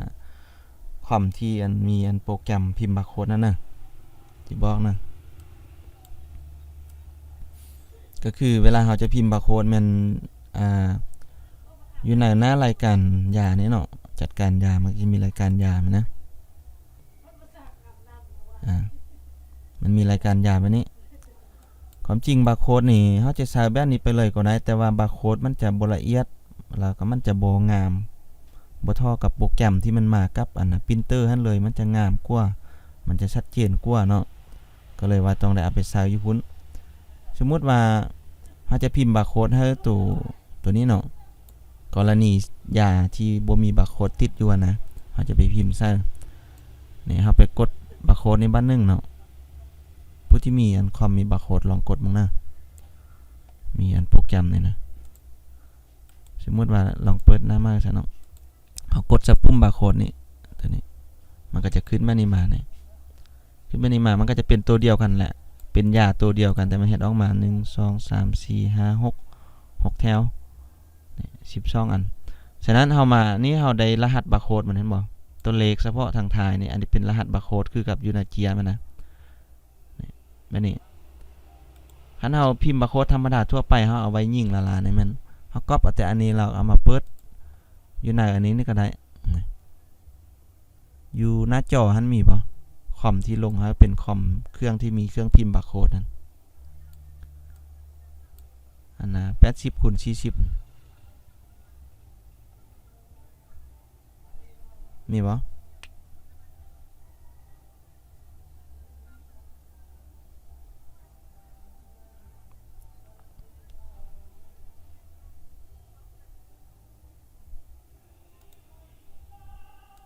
ตัวเข้าไปอยู่บ่อนอันรายการจัดการยาเนี่ยเนาะแล้วก็เข้ามารายการยามันก็จะมีหน้ารายการยาขึ้นมาเพราะว่าเฮาเฮ็ดบาร์โค้ดแต่ละอันเฮาเฮ็ดเทื่อละยาไปเฮาก็เข้ามาแล้วก็มื้อนี้สิพิมพ์รายการยาตัวใดก็เข้ามาแล้วก็มาเลือกแล้วก็เปิดนี่เปิดปุ่มบาร์โค้ดนี่ตัวนั้นคลิกปั้นนึงเนาะมันก็จะเปิดหน้าแบบนี้ขึ้นมานี่หน้าขึ้นมาอันนี้ปุ๊บเฮามาก๊อปเอาแต่เลขบาร์โค้ดมันนี่ก็ได้นี่ copy เอา copy เลขบาร์โค้ดแล้วตัวไปโปรแกรมที่ไอ้ลงปะไว้ให้อยู่หน้าจอหั่นมันจะมี 80x40 หรออันนี้เป็นโปรแกรมมากับเครื่องพิมพ์บาร์โค้ดนั่นเห็นบ่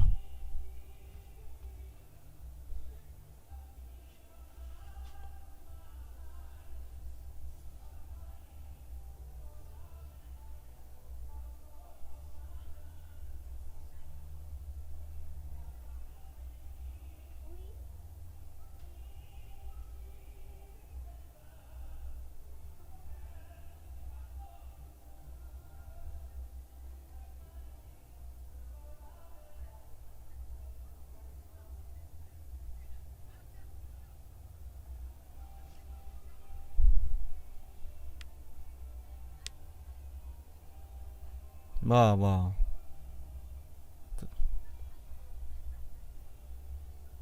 ตัวที่มีเครื่องพิมพ์บาร์โค้ด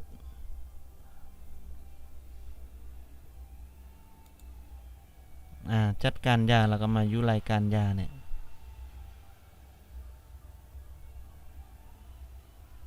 มันสัญญาณเน็ตบ่ได้เนี่ยอยู่พุ่นน่ะมันซาโพด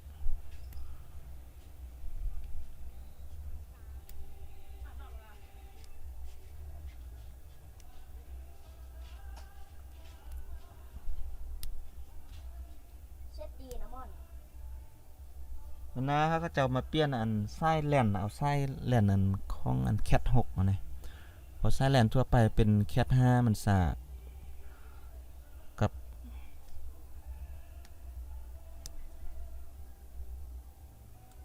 มันจะมีเบื้องขั้วมันจะมีปุ่มบาร์โค้ดเนี่ยยาตัวใดที่เราต้องการพิมพ์บาร์โค้ดของมันเนาะเราก็มาเบิ่งเนี่ยแม่นเขาจะเฮ็ดเทื่อรายการหากก็กดเข้าไปคันถ้าว่านั้นกดเข้าไปปุ๊บมันก็จะเปิดเป็นหน้าแบบนี้ขึ้นมาเห็นบ่วันนี้ตัวสังเกตเบิ่งอยู่นี้รหัสทางท้ายเป็น C1 นี่จุดนี้ก็มัน C1 อันเดียวกันนี่ copy เอาแต่รหัสตัวนี้นี่อันนี้จะเป็นบาร์โค้ดของมันบาร์โค้ดที่อยู่ในเครื่องนี้ของรายการยาตัวนี้วันนี้เราก็ไปเปิดโปรแกรมที่เราจะพิมพ์บินพิมพ์พิมพ์บาร์โค้ดเนี่ยไอเฮ็ดเป็นตัวอย่างมาฮะตัวอยู่หั่น80x40หั่นอยู่หน้าจอหั่นเปิดขึ้นมา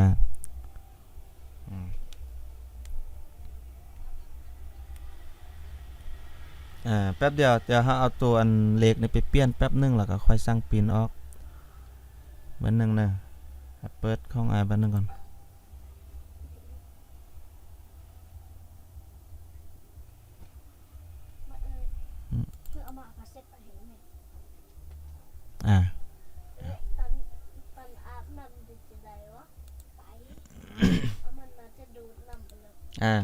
หน้าตาโปรแกรมมันจะเป็นลักษณะแบบนี้บ่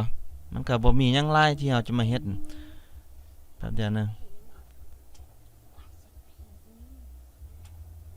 โอเคตัวนี้บ่เอาตัวนี้ลบทิ่มก่อน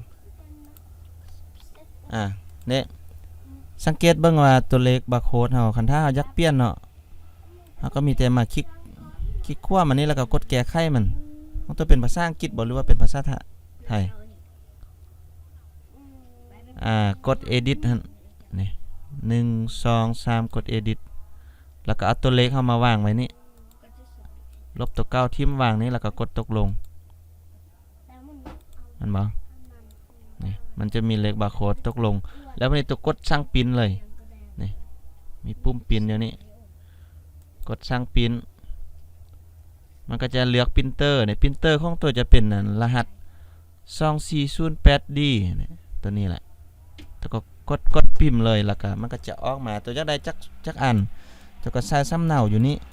ตัว copy มันนี่สมมุติจักได้100อันจักพิมพ์เพื่อไว้เนาะสินค้าตัวนี้เฮามีหลายเด้บางทีหาจักใส่100อันก็ใส่100อันแล้วก็พิมพ์ออกมาเลยมันก็จะไปออกอยู่ปรินเตอร์อันบาร์โค้ดตัวนั้นออกบ่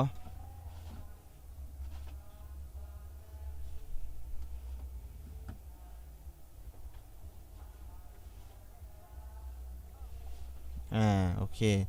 เวลาเฮาจะออกทุกเทื่อเฮาปิดออกแล้วเฮาก็กดเซฟมันก็ได้กดเซฟสมมุติว่าเฮาแล้วเวียกแล้วอันบ่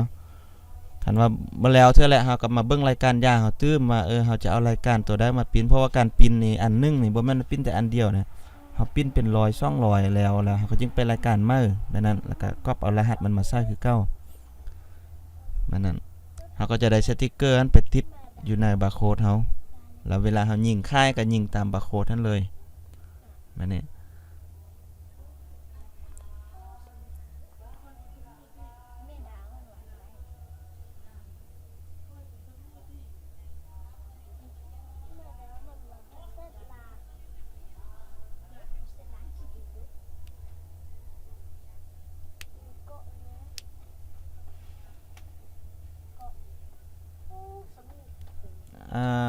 มันดูในรายการยามันจะมีการจัดการสต็อกนะ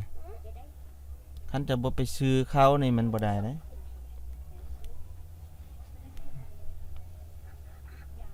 แม่นมันต้องใส่อยู่บ่อนบริการพี่เพราะว่าพิมพ์มันก็บ่ได้พิมพ์หยังนี่มีแต่ว่าเฮาเพิ่มรายการบริการเนาะเพิ่มรายการบริการแล้วก็สมมุติว่าในเฮามีกวดฟังเข้มซะตัวอย่างเนาะฟังเข้มบัดนี้มีคนมาใช้บริการก็มาเพิ่มบัตรเก็บเงินฟังเข้มนี่เฮาก็จื้อแต่คำขึ้นหน้ามันซื่อๆสมมุติว่าตัวฟอเฮาเขียนฟอฟอนใส่เนาะเดี๋ยวมันก็ขึ้นมาหมดเฮาเขียนหยังก็ได้มันก็ขึ้นมาหมดเลยนี่มันบ่แม่นเขียนทั้งหมดได้ก็คือคน5ซื่อๆนี่ตัวฟอฟอนหรือว่าอาจจะเขียนภาษาอังกฤษหรือว่าจะยะวางมันยังก็เฮ็ดไปเนาะมันก็ออกเขียนฟอฟอนซะมันคำศัพท์ที่เกี่ยวข้องกันมันก็ขึ้นมาหมดเลย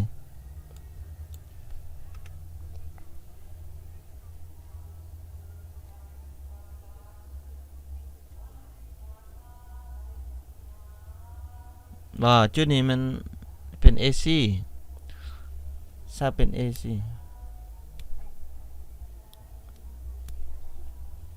แม่นออกบินยาออกนั้นเพราะว่าตอนล่มกับอายเราก็ว่าต้องการแบบนั้นอยู่แล้วเนาะเพราะว่าบินคลินิกก็ต้องเป็นบินใหญ่บินที่มันมีรายละเอียดดีฉะนั้นตัวระบบมันก็รองรับแบบนั้น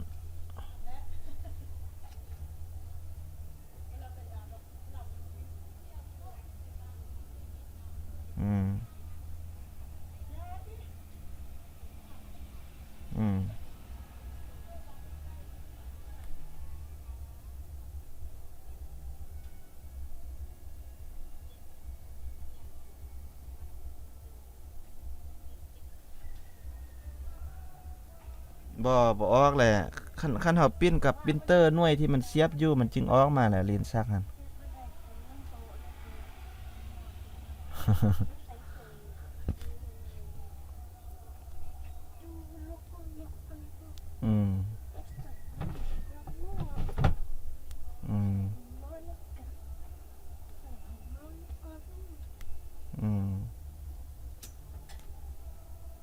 ซากับตัวอันที่ซื้อมาใหม่หั่นจึงว่าซาลินซักได้ตัวนั้นเนาะมันจึงเตะออกได้นะคันปรินเตอร์ตัวอันมีน้ำมึกอันนั้นอยู่ตัวเก่าหั่นนี่บ่ได้อันนั้น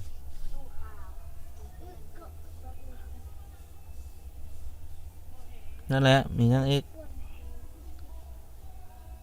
บ่ตกใจที่ตอนมันเตะออก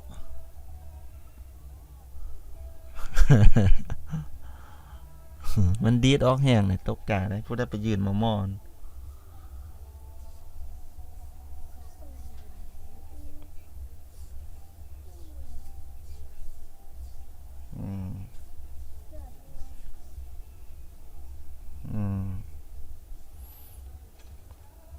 คันเอาอันรายการยาเขานี่คันท่ายักไว้นี่เฮ็ดจะนี่เดี๋ยวสิบอก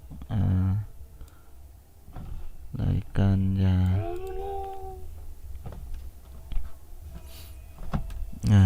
นี่เวลาที่เราเข้ามาเพิ่มยาเนาะมันจะมีเดี๋ยวเห็นบ่เวลาเพิ่มยา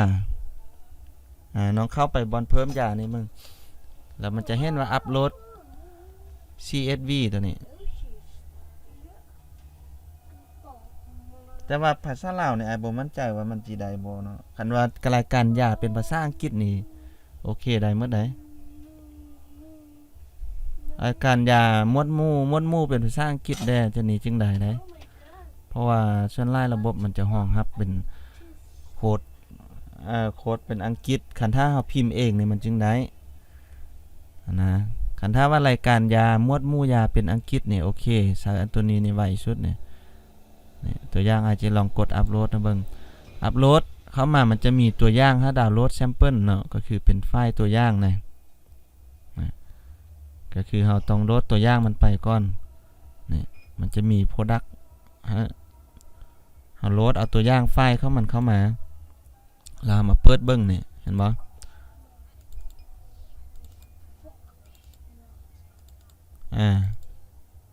แม่นแหละเดี๋ยวมันก็จะมีเป็นตัวอย่างมาให้เลยนี่ก็คือมันก็จะมี manufacturer กันเทียบกับโปรแกรมก็จะเป็นผู้ผลิตอันนี้ผู้ผลิตเฮามันผ ผู้สนองรายการยาเฮานะแม่นผู้ใดบริษัทหยังเฮาก็มีการเพิ่มผู้สนองไว้อยู่พุ่นแล้วก็ซื้อยาแล้วก็ซื้อทั่วไปแล้วก็ปริมาณมีหลายหรือมีน้อยส่ำใดบรรจุมันหั่นแล้วก็หมวดหมู่ก็ต้องเป็นภาษาอังกฤษนี่ราคาของโรงงานราคาผู้สนองนี่ราคาขายนี่ขนาดจำนวนกล้องนี่แบบนี้หาสามารถเพิ่มแล้วก็ copy ลงไปเรียบร้อยเซฟแล้วไปอัปโหลดบัดเดียวพอเฮ็ดอยู่ Excel มันจะไว้แต่คันเป็นภาษาลาวแล้วก็บ่ทันเฮ็ดมีแต่เพิ่มเทื่อละรายการไปเอาพอแม่นเพราะว่าลูกค้าอยู่อันกัมพูชามีประมาณ1,000ไปเกือบ 2,000 รายการนะย่านะเขาเจ้าก็เพิ่ม จนจินแล้วจนแล้วหมดล่ะจนขายปกติแล้ว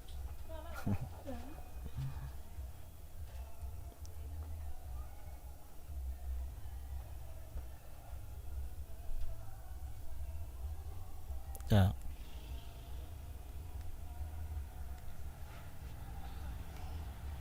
แม่น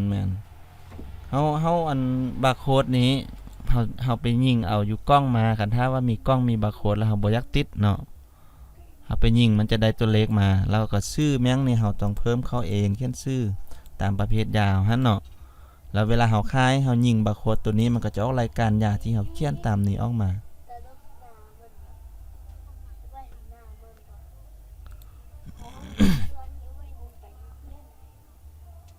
อ๋อมันก็มีอัตโนมัติหมดเลยมันขึ้นอัตโนมัติคือแบบเฮาเพิ่มนี่คือเฮาบ่ได้เขียนบาร์โคดเนาะเฮาบ่มีบาร์โคดบันทึกปุ๊บมันก็จะมีอัตโนมัติ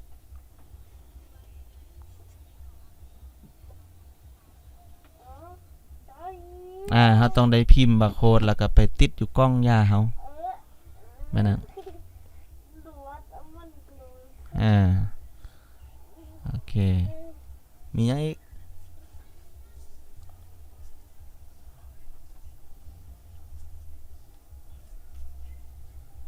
เพราะว่าคันมีหยังก็ถามเนาะคันว่าบ่มีหยังก็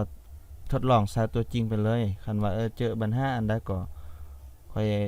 แชทมาถามก็จึงจะอธิบายให้ว่าตัวนี้เพิ่มอยู่บ่นี้บ่นั้นเพราะว่าช่วงนี้มีอันบริการลูกค้าหลายบ่อนแดเนาะมื้อนี้ความจริงนัดเขาเจ้าสิไปตอนเช้าละก็จำเป็นได้ญาติเวลาขอเขาเจ้าเลื่อนมาทางพี่ก็มื้ออื่นก็สิได้ไปเฮ็ดให้เขาเจ้าคันถ้าว่าสะดวกก็คันถ้ามีคอมส่วนตัวก็เอาคอมมันไปลองใช้งานอยู่เฮือนเบิ่งเนาะนะแล้วก็กลับมาเฮ็ดอยู่ของการตัวจริงเลยมันจึงจะสะดวกสบายหั่นน่ะโอเคบ่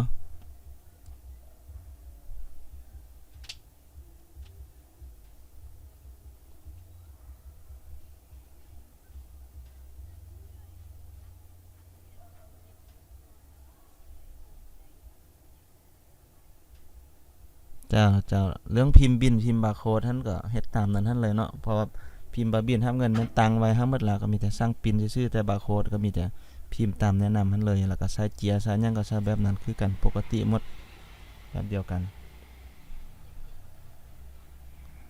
แม่นแหละมันต้องวางตรงๆซื่อๆแน่ว่าตอนเช้าความจริงมันแบบนั้นก็ได้แหละมันเป็นนำพอร์ต USB ซื่อๆมันบ่ได้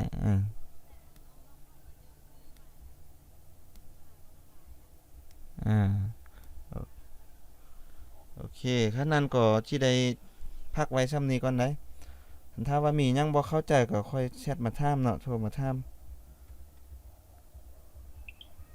จ้าขอบใจ